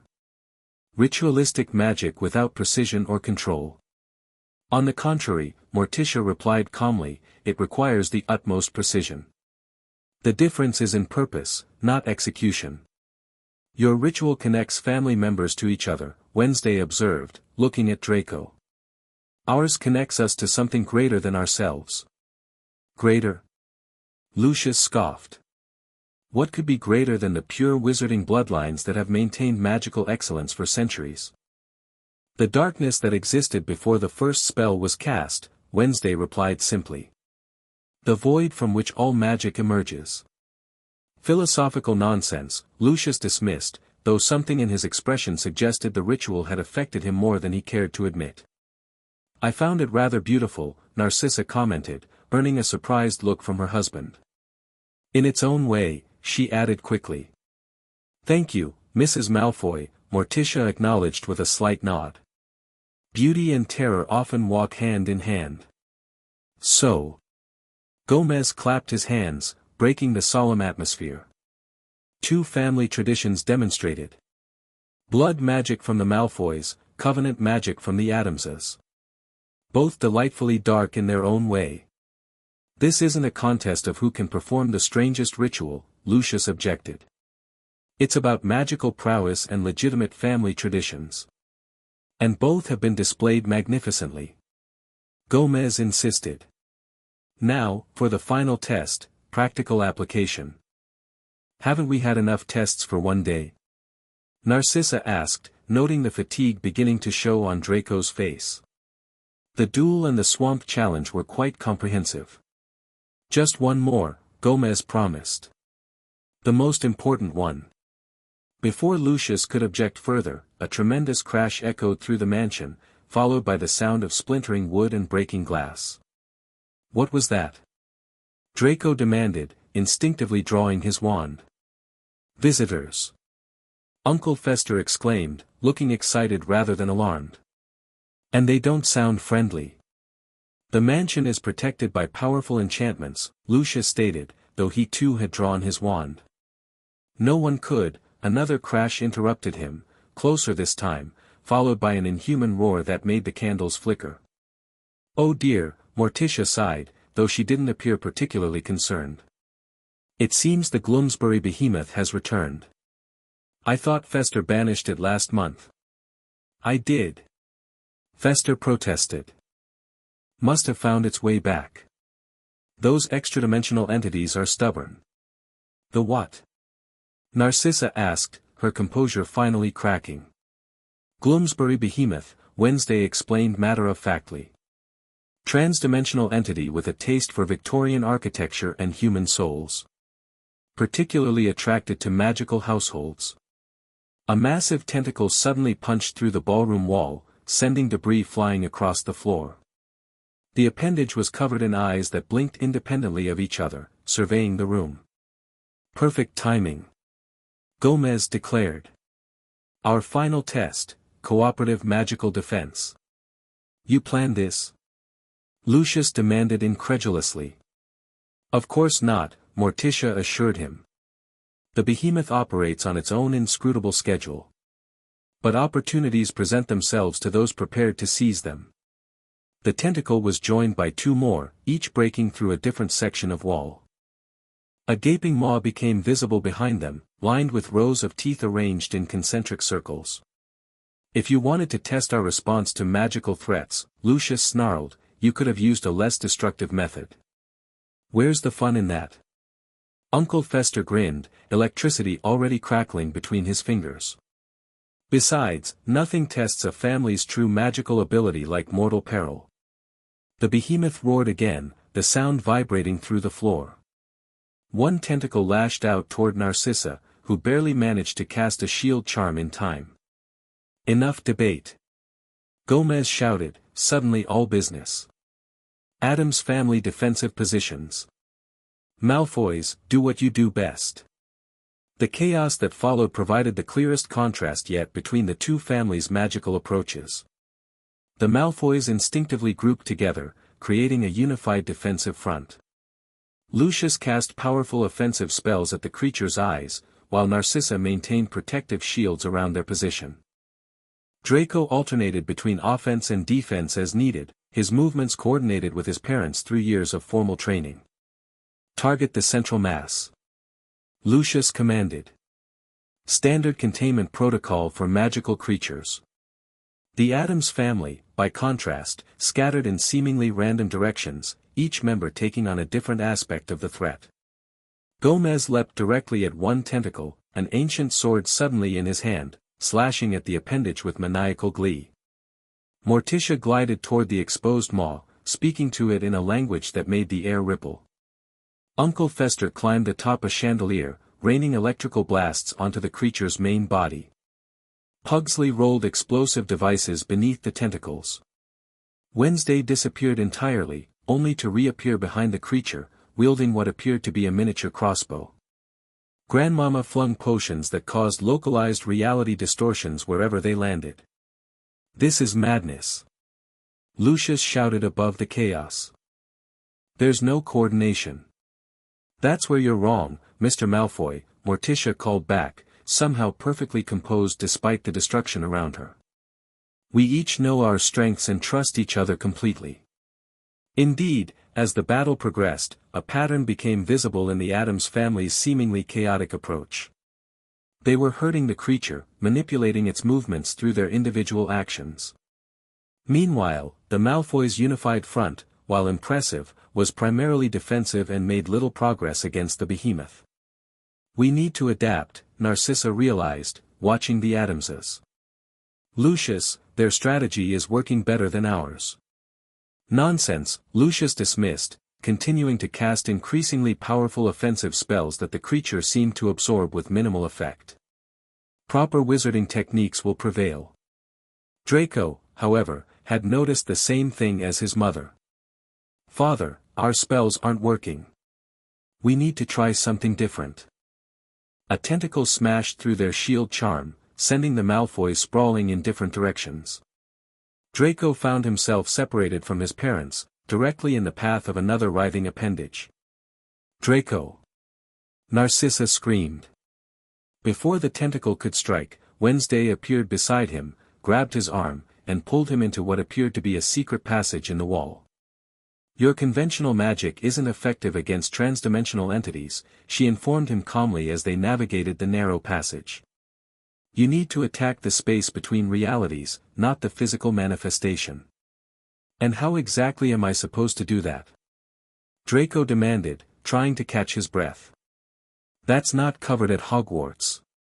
Improvise, Wednesday suggested, pushing open a hidden door that placed them behind the behemoth's main mass. Magic responds to intention more than incantation. Draco watched as she aimed her crossbow not at the creature itself, but at the air beside it, where reality seemed to shimmer slightly. Her bolt disappeared into what looked like empty space, yet the behemoth roared in pain. You're targeting its connection to its home dimension, Draco realized. Wednesday nodded. Sever the connection, banish the entity. Meanwhile, Narcissa had joined Morticia, who was still speaking to the creature in that strange, rippling language. What are you doing? Narcissa asked, maintaining a shield charm around them both. Negotiating, Morticia replied between phrases. It's here for a reason. Understanding that reason is half the battle. You're communicating with that thing. All creatures communicate, Mrs. Malfoy. Even those from beyond conventional reality. On the other side of the room, Lucius found himself fighting alongside Gomez, whose sword techniques defied both physics and logic. The blade seemed to extend or contract as needed, slicing through tentacles that immediately regrew. This is pointless. Lucius shouted in frustration. We can't defeat it through physical attacks. Not trying to defeat it, old man. Gomez replied cheerfully, performing an impossible flip over a swinging tentacle. Just keeping it busy while the women work out its purpose. Its purpose? It's a monster. Its purpose is destruction. So limited, Gomez sighed dramatically, still fencing with the creature.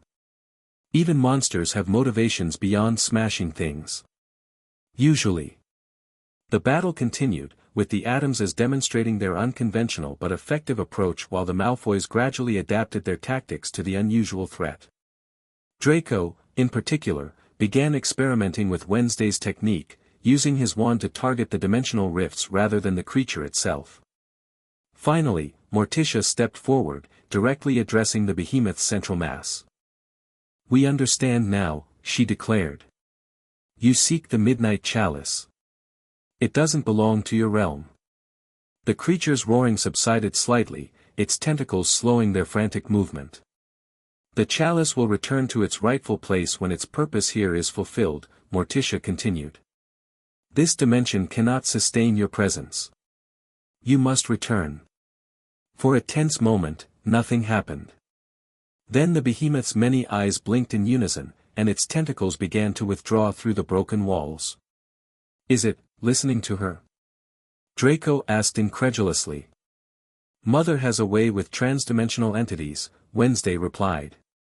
"They respect her clarity of purpose." Gradually, the creature retreated, its massive form folding in on itself until it disappeared through a rift that sealed behind it. The sudden silence was almost as shocking as the chaos had been. The ballroom was in ruins.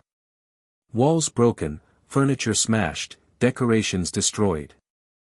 Yet the Addams family looked completely unfazed, as if dimensional monster attacks were a regular occurrence, which, Draco realized, they probably were.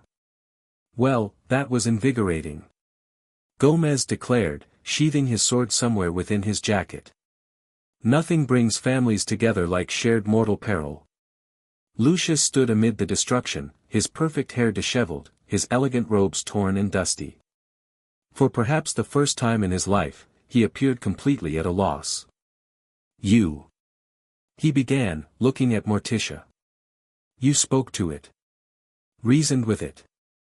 "All conflicts begin with misunderstanding," she replied simply. "Even with beings from beyond conventional reality.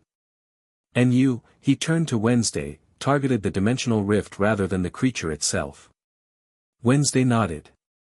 "Conventional magic affects conventional beings. Unconventional threats require unconventional approaches. Your family fought like. Lucius struggled to find the words. "Like Addams's," Gomez supplied proudly. "Each unique, yet perfectly synchronized. A dance of delightful darkness." Narcissa surveyed the destroyed ballroom. "You seem remarkably unconcerned about your home." "The mansion has been destroyed at least 17 times in my memory," Morticia explained. "It always rebuilds itself. The Addams family home is as resilient as the family itself." As if to prove her point, a piece of fallen ceiling lifted itself back into place. A broken candelabra reassembled, its candles relighting themselves. "The house is alive," Draco stated, no longer a question but an acceptance of the impossible reality before him. "Everything worthwhile has a soul," Wednesday replied, standing beside him. "Houses, artifacts, families." Lucius straightened his torn robes, attempting to recover his dignity. "This incident proves nothing about magical prowess. It was chaos, not structured magical combat." "Yet the chaos resolved," Morticia observed gently. "The threat retreated. The family survived unharmed. By luck, not skill," Lucius insisted, though his voice lacked conviction. "There's no luck in survival, Mr. Malfoy," Morticia countered. "Only adaptation or extinction." "I believe this concludes our second contest," Gomez announced. "Magical prowess and family traditions." "And who won?" Lucius demanded, his pride clearly wounded by the day's events. "Does it matter?" Morticia asked. "Both families demonstrated their unique approaches to magic. Both survived a dimensional incursion. Both maintained their dignity, mostly. She glanced pointedly at a spectral tentacle that was still wrapped around Lucius's ankle, gradually fading back to its own dimension. He shook it off with a grimace. Of course it matters. Lucius insisted. This entire exercise was to determine which family truly embodies darkness. And what has today shown us? Morticia prompted. Narcissa stepped forward before her husband could respond. That darkness takes many forms, she said quietly. Some controlled, some chaotic. Some wielded, some embodied. Precisely, Morticia nodded approvingly. Though if we must declare a winner. She glanced at the midnight chalice, which had been placed on a pedestal at the side of the room. Throughout the battle, it had remained untouched, yet now it glowed faintly, its constellation patterns swirling with renewed energy. As they watched, it tilted once again toward the Addams family. The chalice has spoken, Wednesday stated flatly. Lucius stared at the tilted artifact, his face a mask of frustrated disbelief. Impossible, he whispered. Father, Draco spoke up, perhaps we should consider that different traditions of magic might have different strengths. Wisdom from the younger generation, Morticia smiled approvingly. Your son has an open mind, Mrs. Malfoy. Narcissa nodded slightly, a complex emotion crossing her face as she looked at her son. He surprises me sometimes. The second contest goes to the Addams family, Gomez declared, unable to contain his excitement. That's 2 for 2. Tomorrow's final challenge will determine the ultimate champion of darkness. Lucius's knuckles were white as he gripped his wand. This is not over, he stated coldly. Tomorrow's contest will reveal true darkness. The kind that requires sacrifice and power, not theatrical displays and monster negotiation. We look forward to it, Morticia replied serenely. Though I wonder, Mr. Malfoy, if you truly understand what darkness is. I've served the darkest wizard of all time, Lucius retorted. I've witnessed magic you couldn't comprehend. And yet, Wednesday observed, you still think darkness is something to serve rather than something to be. The profound simplicity of her statement hung in the air as Lurch appeared to announce that dinner was served in the dining room, somehow untouched by the dimensional catastrophe that had destroyed the adjacent ballroom. As the unusual group made their way to dinner, Draco found himself walking beside Wednesday. Your family is insane, he said, though without the venom that had colored his earlier assessments. Thank you, she replied. That wasn't a compliment. Wasn't it? She gave him a sidelong glance. You fought well today. Especially once you stopped trying to be a proper wizard and started being yourself. I don't know what you're talking about, Draco muttered, though a hint of color touched his pale cheeks. Yes, you do, Wednesday countered. You're not as committed to your father's vision as you pretend to be. I saw it in the swamp. The Guardian saw it too. Draco walked in silence for several steps, then said quietly, maybe I'm just tired of trying to be perfect all the time. Perfection is boring, Wednesday stated. Flaws are where the interesting shadows gather. Despite himself, Draco smiled. You're very strange. Again with the compliments, Wednesday replied, the faintest hint of a smile touching her own lips as they entered the dining room together. Behind them, Narcissa watched the interaction with thoughtful eyes, then glanced at Morticia, who had also observed the exchange. They're more alike than they realize, Morticia commented softly. That, Narcissa replied with uncharacteristic candor, is what concerns me. Chapter 3, The Heart of Darkness. The third day dawned with unnatural gloom over the Addams mansion. Thick clouds the color of bruises hung low in the sky, occasionally illuminated by silent lightning. A gentle rain fell, each drop hitting the ground with a sound like tiny sighs. Perfect weather for our final contest. Gomez declared, throwing open the curtains in the guest room where Lucius had spent a restless night. Absolutely dismal. Nature herself acknowledges the importance of the occasion. Lucius, already dressed in his finest wizarding robes, stood at the window. Dark circles shadowed his eyes, evidence of hours spent strategizing rather than sleeping. Indeed. Today will settle matters once and for all. That's the spirit. Gomez slapped him on the back, causing Lucius to stumble slightly. The heart of darkness awaits. Though I must say, old man, you look terrible. Like you've been wrestling with inner demons all night. The only demons I've wrestled with are the questionable plumbing in this architectural monstrosity you call a home, Lucius replied coldly. And your incessant household spirits that refuse to let a guest sleep in peace. The ghosts were restless. Gomez looked delighted. They must sense your potential. They don't bother with just anyone, you know. Before Lucius could respond, Narcissa appeared in the doorway, looking remarkably composed despite the circumstances.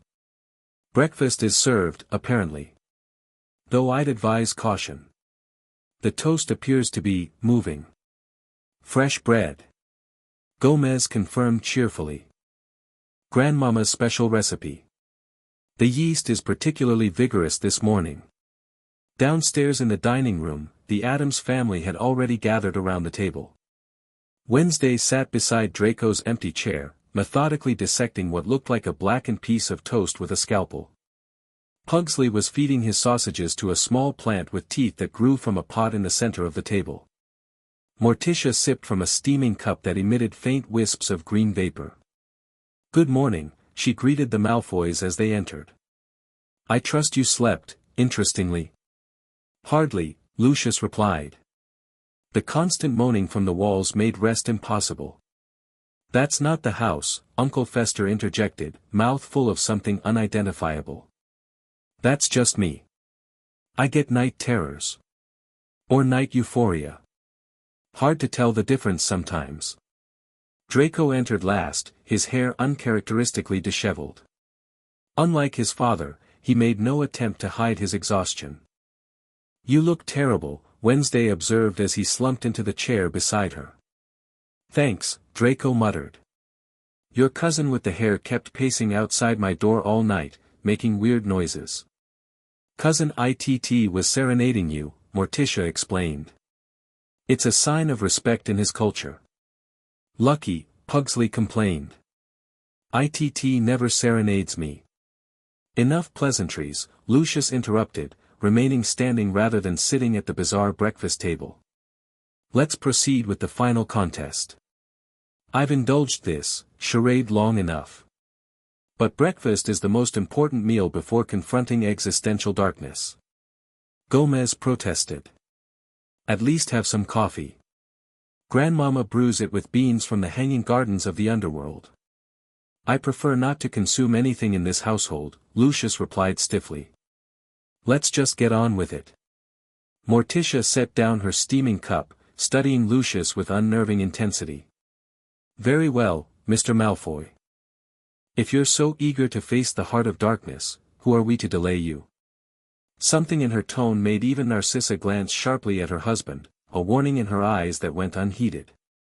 What exactly does this final contest entail? She asked, directing the question to Morticia rather than Gomez. The true nature of darkness itself, Morticia replied. Beyond magic, beyond tradition.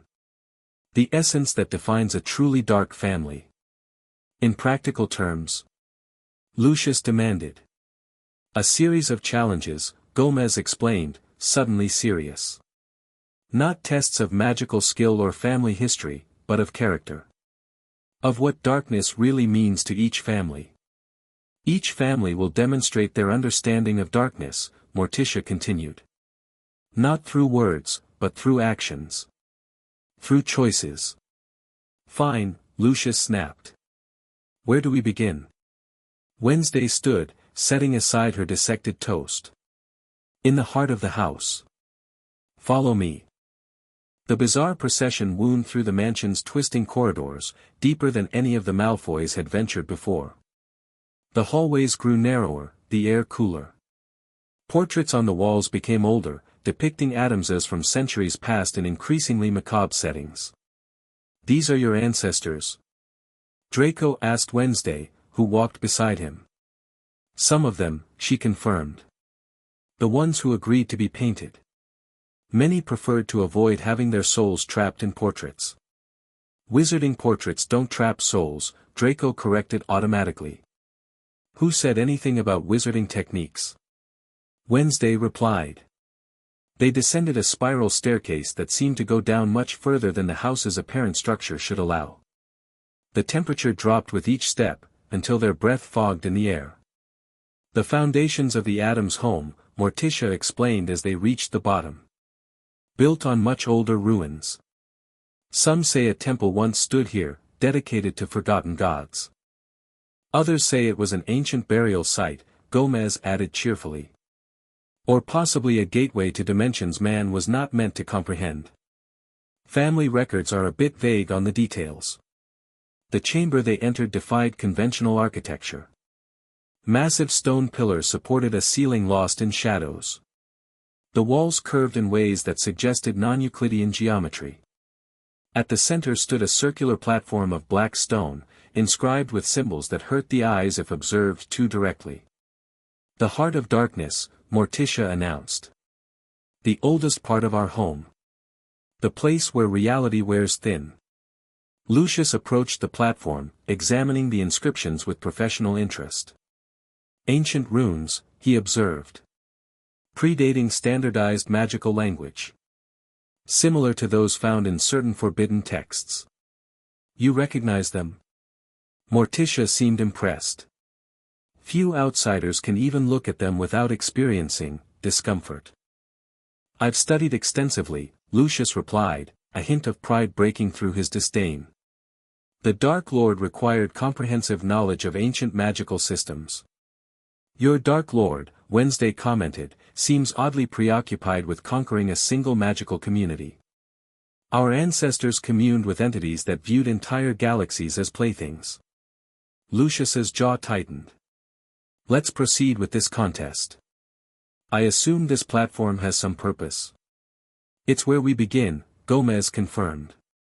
The first challenge, facing your reflection. I face mirrors daily, Lucius scoffed. Hardly a challenge. Not that kind of reflection, Grandmama cackled, shuffling forward with a small black bowl filled with liquid that gleamed like oil but moved like quicksilver. This shows what darkness sees when it looks at you. She placed the bowl on the platform. The liquid inside began to swirl of its own accord. Who wishes to go first? Morticia asked. I will, Narcissa stepped forward before Lucius could object. If this is to be a fair contest, both families should participate equally. She approached the bowl with dignified caution.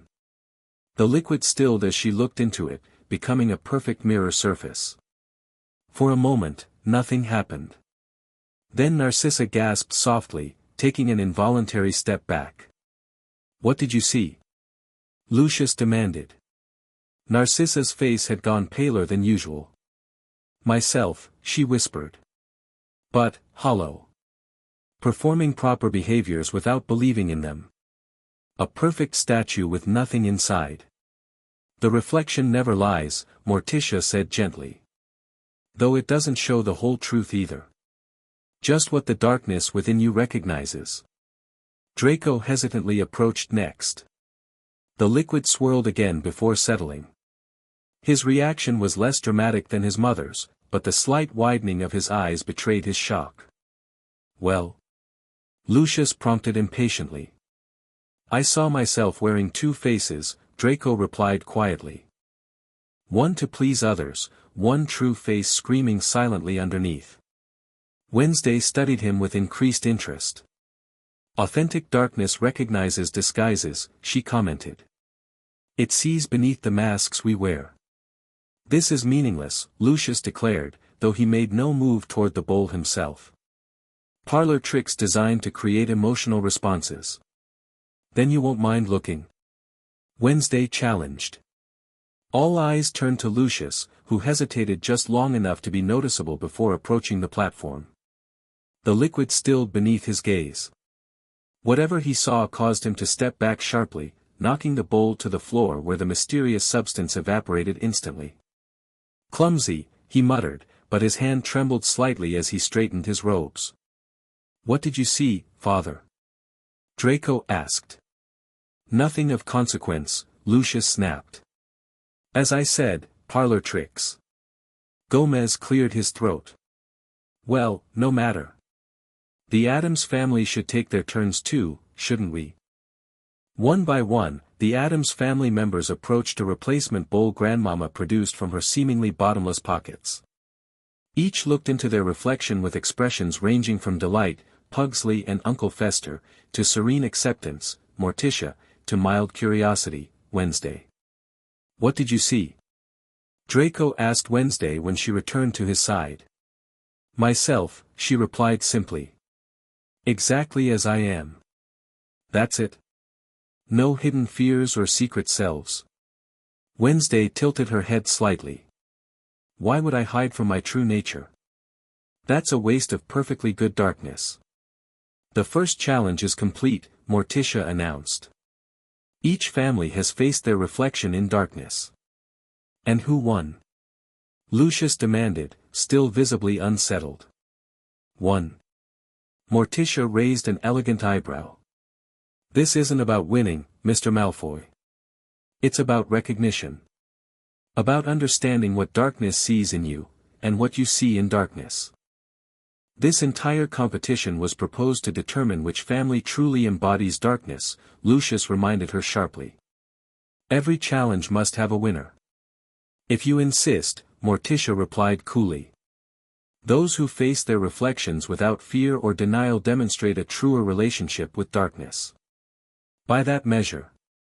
She left the conclusion unspoken, but the implication was clear.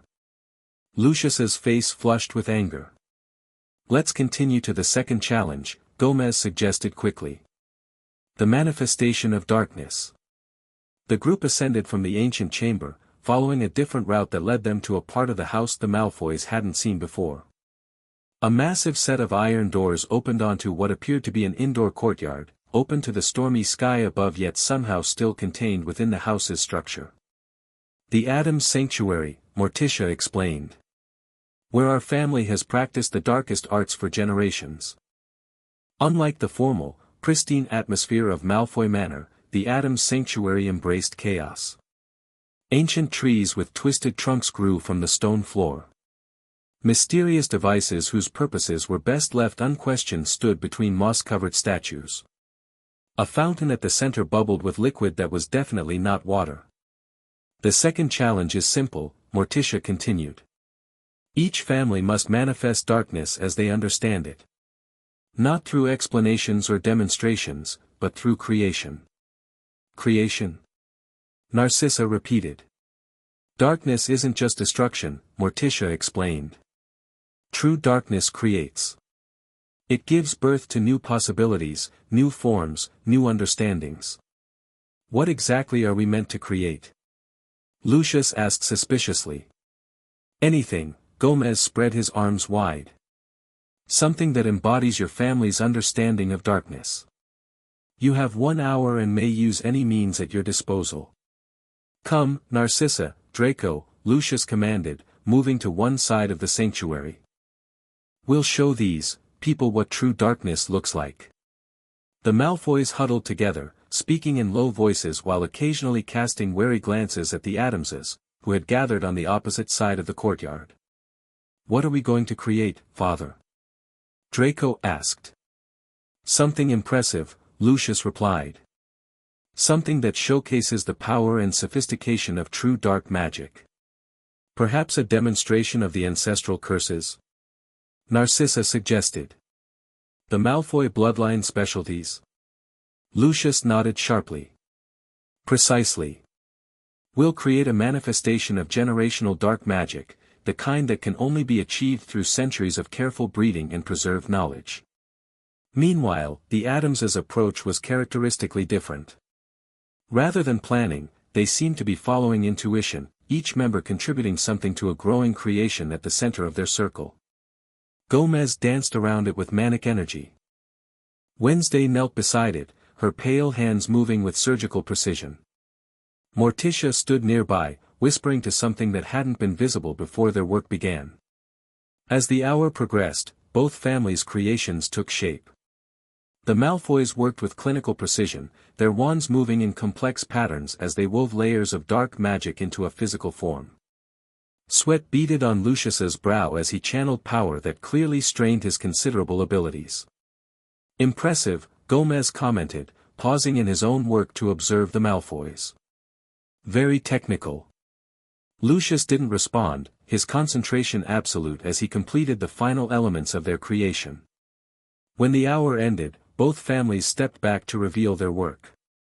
The Malfoy creation was undeniably impressive, a swirling vortex of dark energy that had solidified into a shape resembling a serpent devouring its own tail.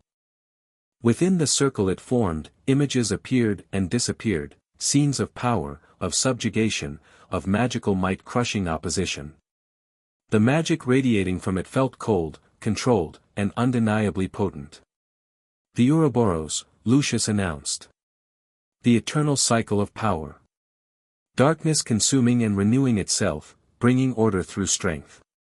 "A classical representation," Morticia acknowledged. "The serpent that devours itself to achieve immortality. Power feeding on power." "And your creation?" Lucius prompted, eyeing the Addams family's work with visible skepticism.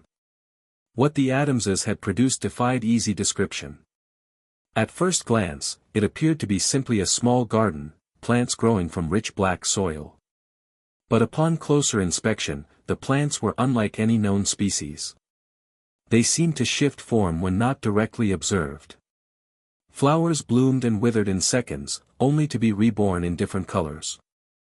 Small creatures moved between the stems, creatures that shouldn't exist, with too many limbs or eyes in impossible arrangements.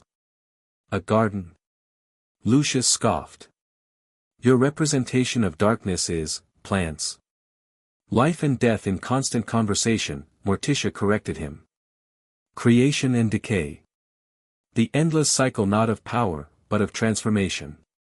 "Unconventional," Narcissa observed, studying the strange garden with greater interest than her husband. "But what does it actually do?" As if in response, one of the flowers suddenly expanded, its petals opening to reveal what appeared to be a tiny galaxy spinning within. Another plant wilted, its substance feeding the soil, from which a new form immediately began to emerge.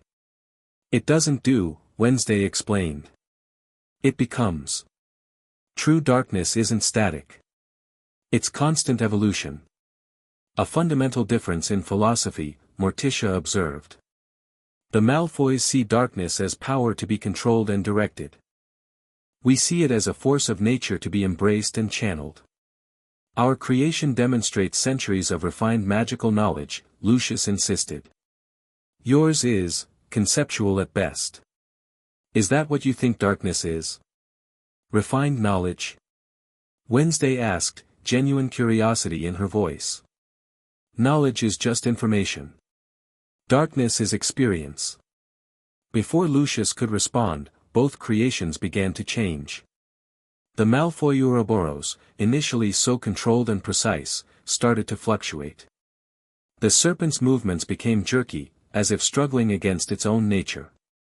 The Addams garden, meanwhile, continued its cycle of growth and decay, but now extended tendrils toward the Ouroboros, as if curious about it.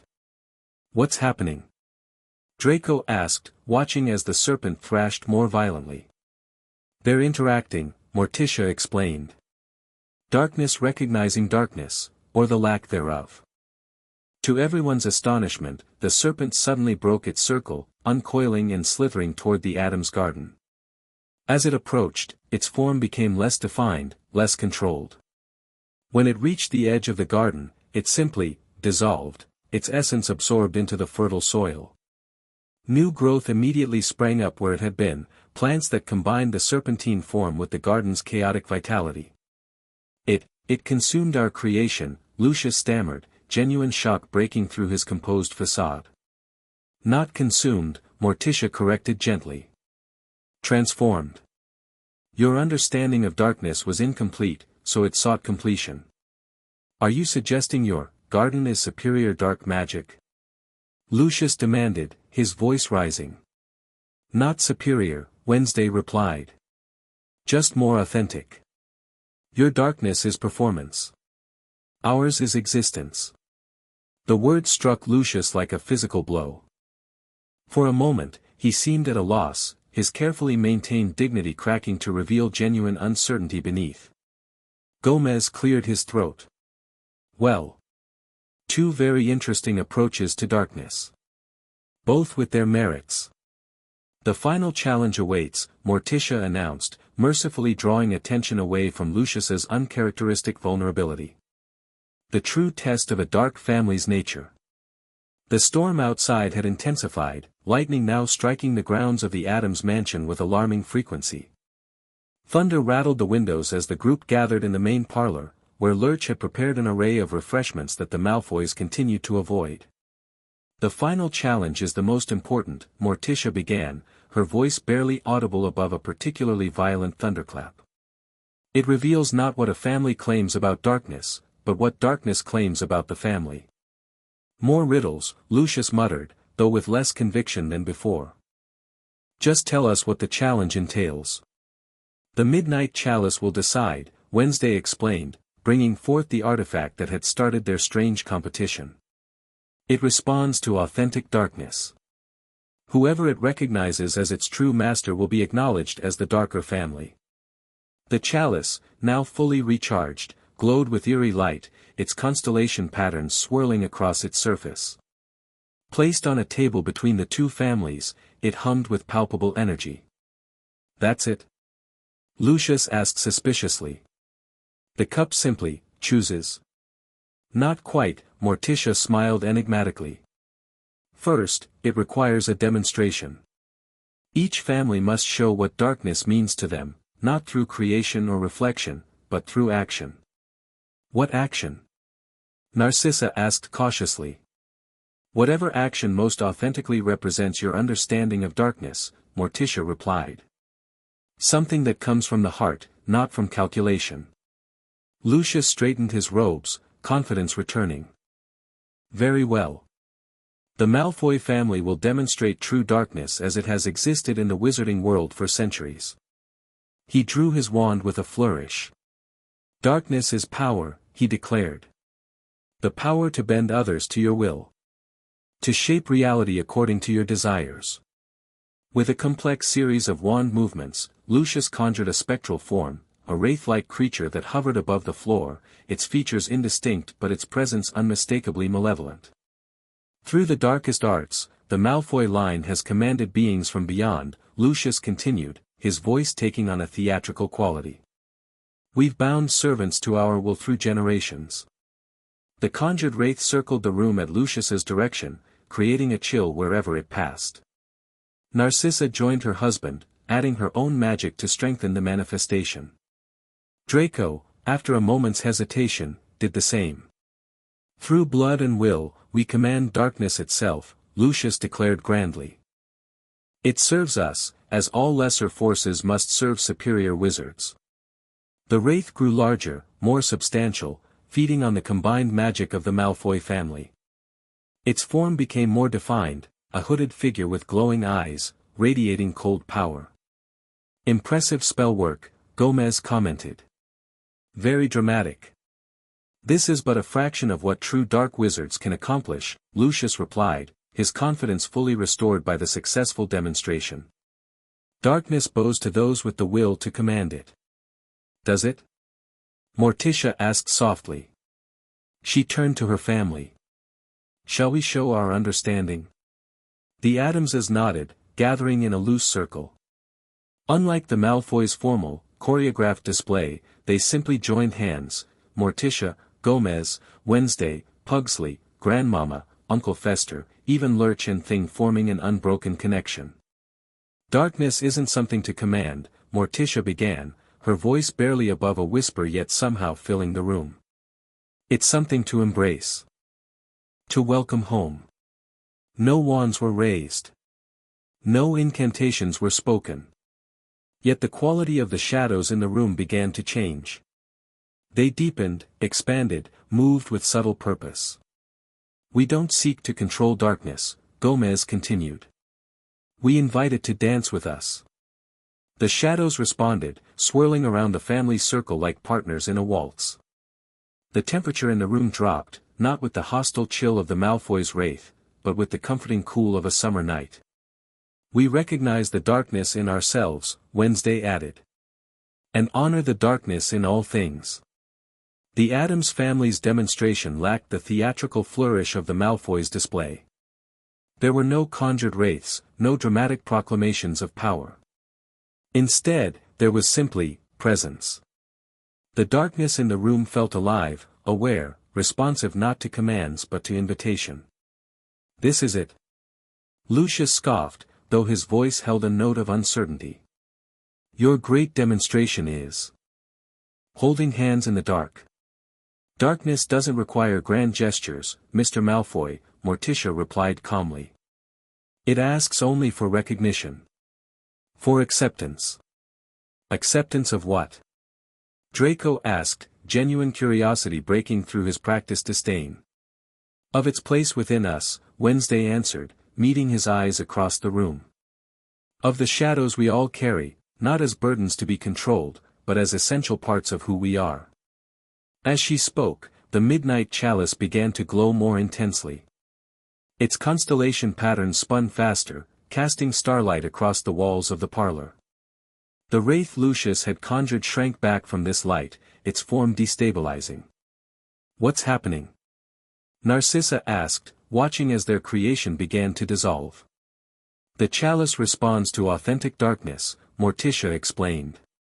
It recognizes truth beyond performance. Nonsense. Lucius flicked his wand, attempting to strengthen the wraith, but it continued to fade. Our demonstration is the pinnacle of dark magic. Centuries of wizarding tradition.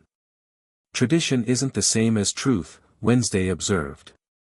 You've learned to perform darkness, not embody it. The chalice rose from the table, hovering in the air between the two families. For a moment, it remained perfectly balanced. Then, slowly but unmistakably, it drifted toward the Addamses. This is rigged. Lucius snarled, his composure finally cracking. You've enchanted the artifact to respond to your particular brand of, whatever this is. The chalice cannot be manipulated, Morticia replied gently. It responds only to what it recognizes as kindred darkness. As if to emphasize her words, the chalice moved decisively to hover above the Addams family circle. Its light intensified, bathing them in a glow that paradoxically made the shadows around them deeper, richer, more vital. The third challenge is complete, Morticia announced. The chalice has recognized the Addams family as its kindred spirit. This entire competition has been a farce. Lucius's voice rose to a shout. A manipulation designed to humiliate proper wizarding society. On the contrary, Gomez replied, his usual joviality tempered by surprising gravity. It's been a revelation. An opportunity to understand different approaches to the same fundamental force. There's nothing to understand. Lucius insisted, his perfect hair coming loose as he gesticulated wildly. Dark magic is power. Control. Dominance. Not hand-holding and plant-growing and philosophical nonsense about acceptance. Father, Draco began cautiously, perhaps we should, be quiet, Draco. Lucius snapped. I will not be lectured on darkness by a boy who couldn't even defeat a schoolyard rival. Who failed the Dark Lord at every turn. Draco flinched as if struck.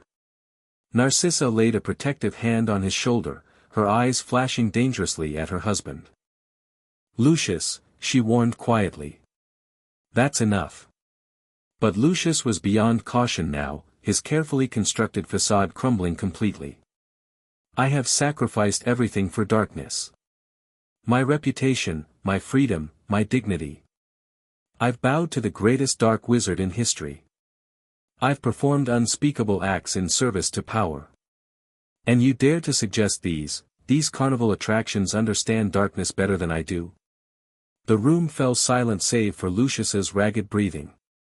The Addams family watched him not with mockery but with something far more unsettling, compassion. Oh, my dear Mr. Malfoy, Morticia finally spoke, her voice gentle. That's exactly why you don't understand darkness at all. What? Lucius whispered, his anger momentarily giving way to confusion. True darkness doesn't demand sacrifice, Morticia explained.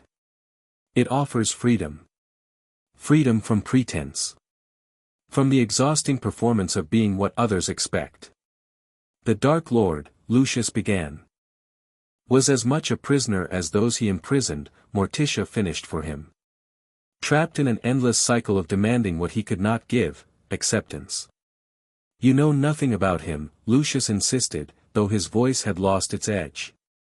On the contrary, Morticia replied. We recognize the pattern. A soul so afraid of its own shadows that it projects them onto others. Demanding power because it feels powerless. Inflicting pain because it cannot bear its own. That's not. Lucius trailed off, his certainty visibly wavering. Father, Draco spoke again, more firmly this time. I think they might have a point. Lucius turned to his son, genuine shock on his face. You're siding with them? Against your own family? I'm not siding with anyone, Draco replied carefully. But these past few days have made me question things. About what darkness really is. About what we've been serving. Serving, Wednesday echoed, moving to stand beside Draco. That's the fundamental difference, isn't it? Your family serves darkness as an external master. Ours embraces it as an internal truth. Preposterous, Lucius whispered, but the conviction had drained from his voice. The midnight chalice, still hovering above the Addams family, suddenly pulsed with intense light. As it did, the entire mansion seemed to respond, the walls creaking, the shadows deepening, the very air vibrating with energy. What's happening? Narcissa asked, moving closer to her husband and son. The chalice has made its choice, Morticia explained. And in doing so, it's awakened something else. The floor beneath them trembled. From the walls, faint whispers emerged, voices speaking in languages long forgotten. The portraits of Addams' ancestors stirred in their frames, watching the proceedings with newfound interest. The house recognizes the completion of the ritual, Wednesday explained.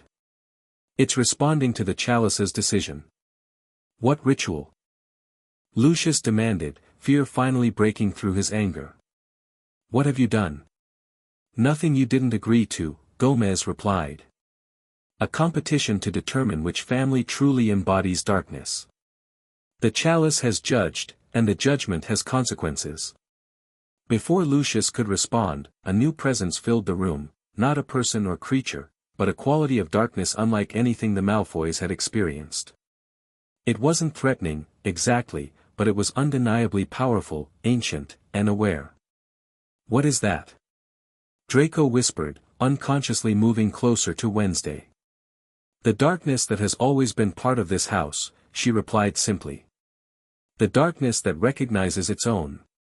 The presence seemed to consider each person in turn, lingering longest on Lucius. As it examined him, his face went through a remarkable series of transformations, from fear to defiance to, finally, a devastating revelation. No, he whispered, sinking to his knees. It can't be true. What does it show you, Mr. Malfoy? Morticia asked gently.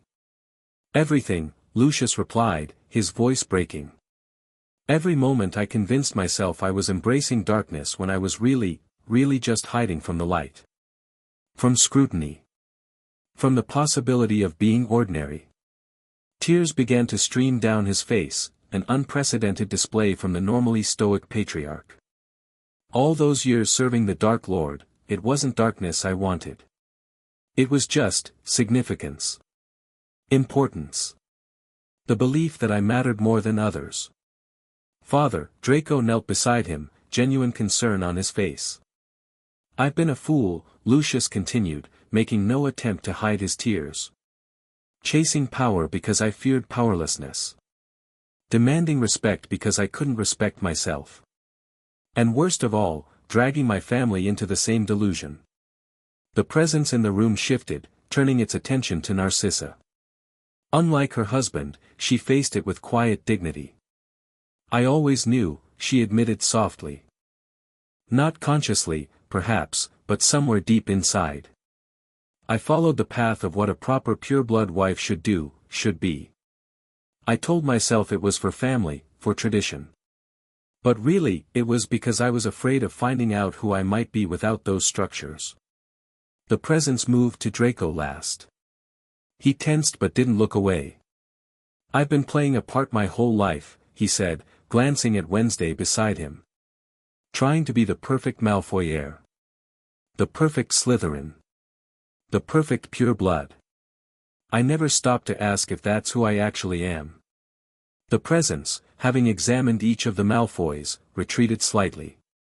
It lingered near the Addams family, who greeted it with the comfortable familiarity of old friends. "The true test of darkness," Morticia observed, "isn't what you claim about it, but what it reveals about you." Lucius remained on his knees, decades of carefully constructed identity lying in ruins around him. "What happens now?" he asked, his voice small and unfamiliar. "That depends on you," Gomez replied, his usual manic energy subdued by the gravity of the moment. "The competition is over. The Addams family has been recognized as the truer embodiment of darkness. But that's not the end of the story, it's an opportunity for a new beginning." "What do you mean?" Narcissa asked. "Authentic darkness offers authenticity in all things," Morticia explained. "The chance to stop performing and start being. To embrace the shadows within yourself not as weaknesses to be hidden, but as essential parts of your whole being." "And how exactly are we supposed to do that?" Draco asked. "Just, stop being who we've always been." "Not stop," Wednesday corrected. "Expand. Include the parts you've been trained to reject. The vulnerability. The uncertainty. The capacity for joy that doesn't depend on others' suffering." "Joy?" Lucius repeated the word as if it were foreign to him. "What does joy have to do with darkness?" "Everything!" Gomez exclaimed, some of his exuberance returning. "True darkness isn't misery, old man. It's liberation. The freedom to embrace all of existence, the pain and the pleasure, the grief and the ecstasy. The Addams family doesn't reject light," Morticia added. "We simply recognize that shadows give it meaning. One cannot exist without the other." As she spoke, the presence in the room began to dissipate, not vanishing but integrating, becoming part of the house again, part of the Addamses, and leaving behind a sense of something resolved. "The chalice has made its judgment," Morticia announced formally. "The competition is complete." Lucius slowly rose to his feet, making no attempt to fix his disheveled appearance.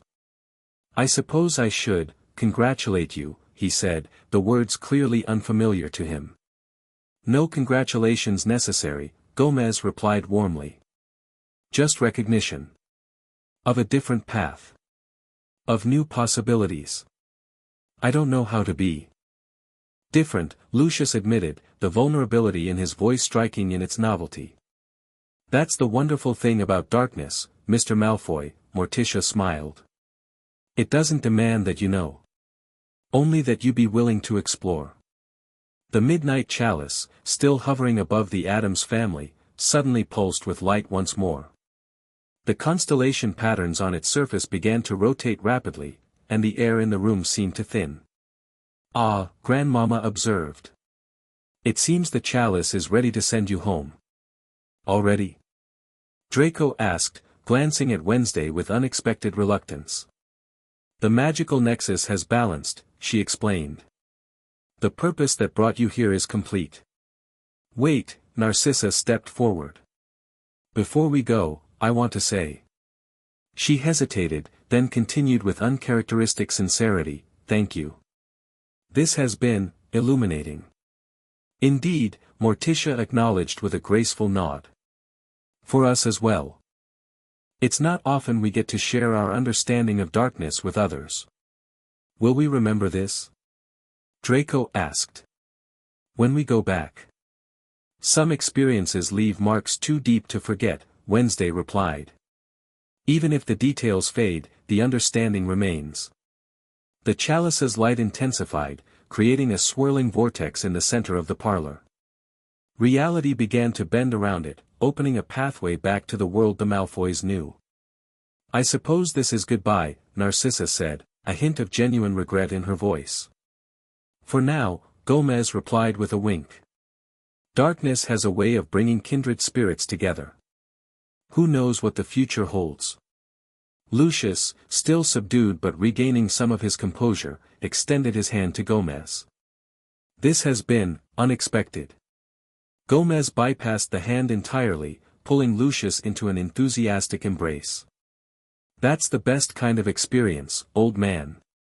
The kind you never see coming. Lucius stiffened but, remarkably, didn't pull away immediately. Draco and Wednesday stood slightly apart from the others, facing each other with newfound understanding. You're still strange, Draco told her. You're still lost, she replied without malice. But maybe a little less than before. Is that a compliment? Take it however you want. A ghost of a smile touched her lips. You're not entirely hopeless, Draco Malfoy. There might be authentic darkness in you yet. Coming from you, I think that's high praise.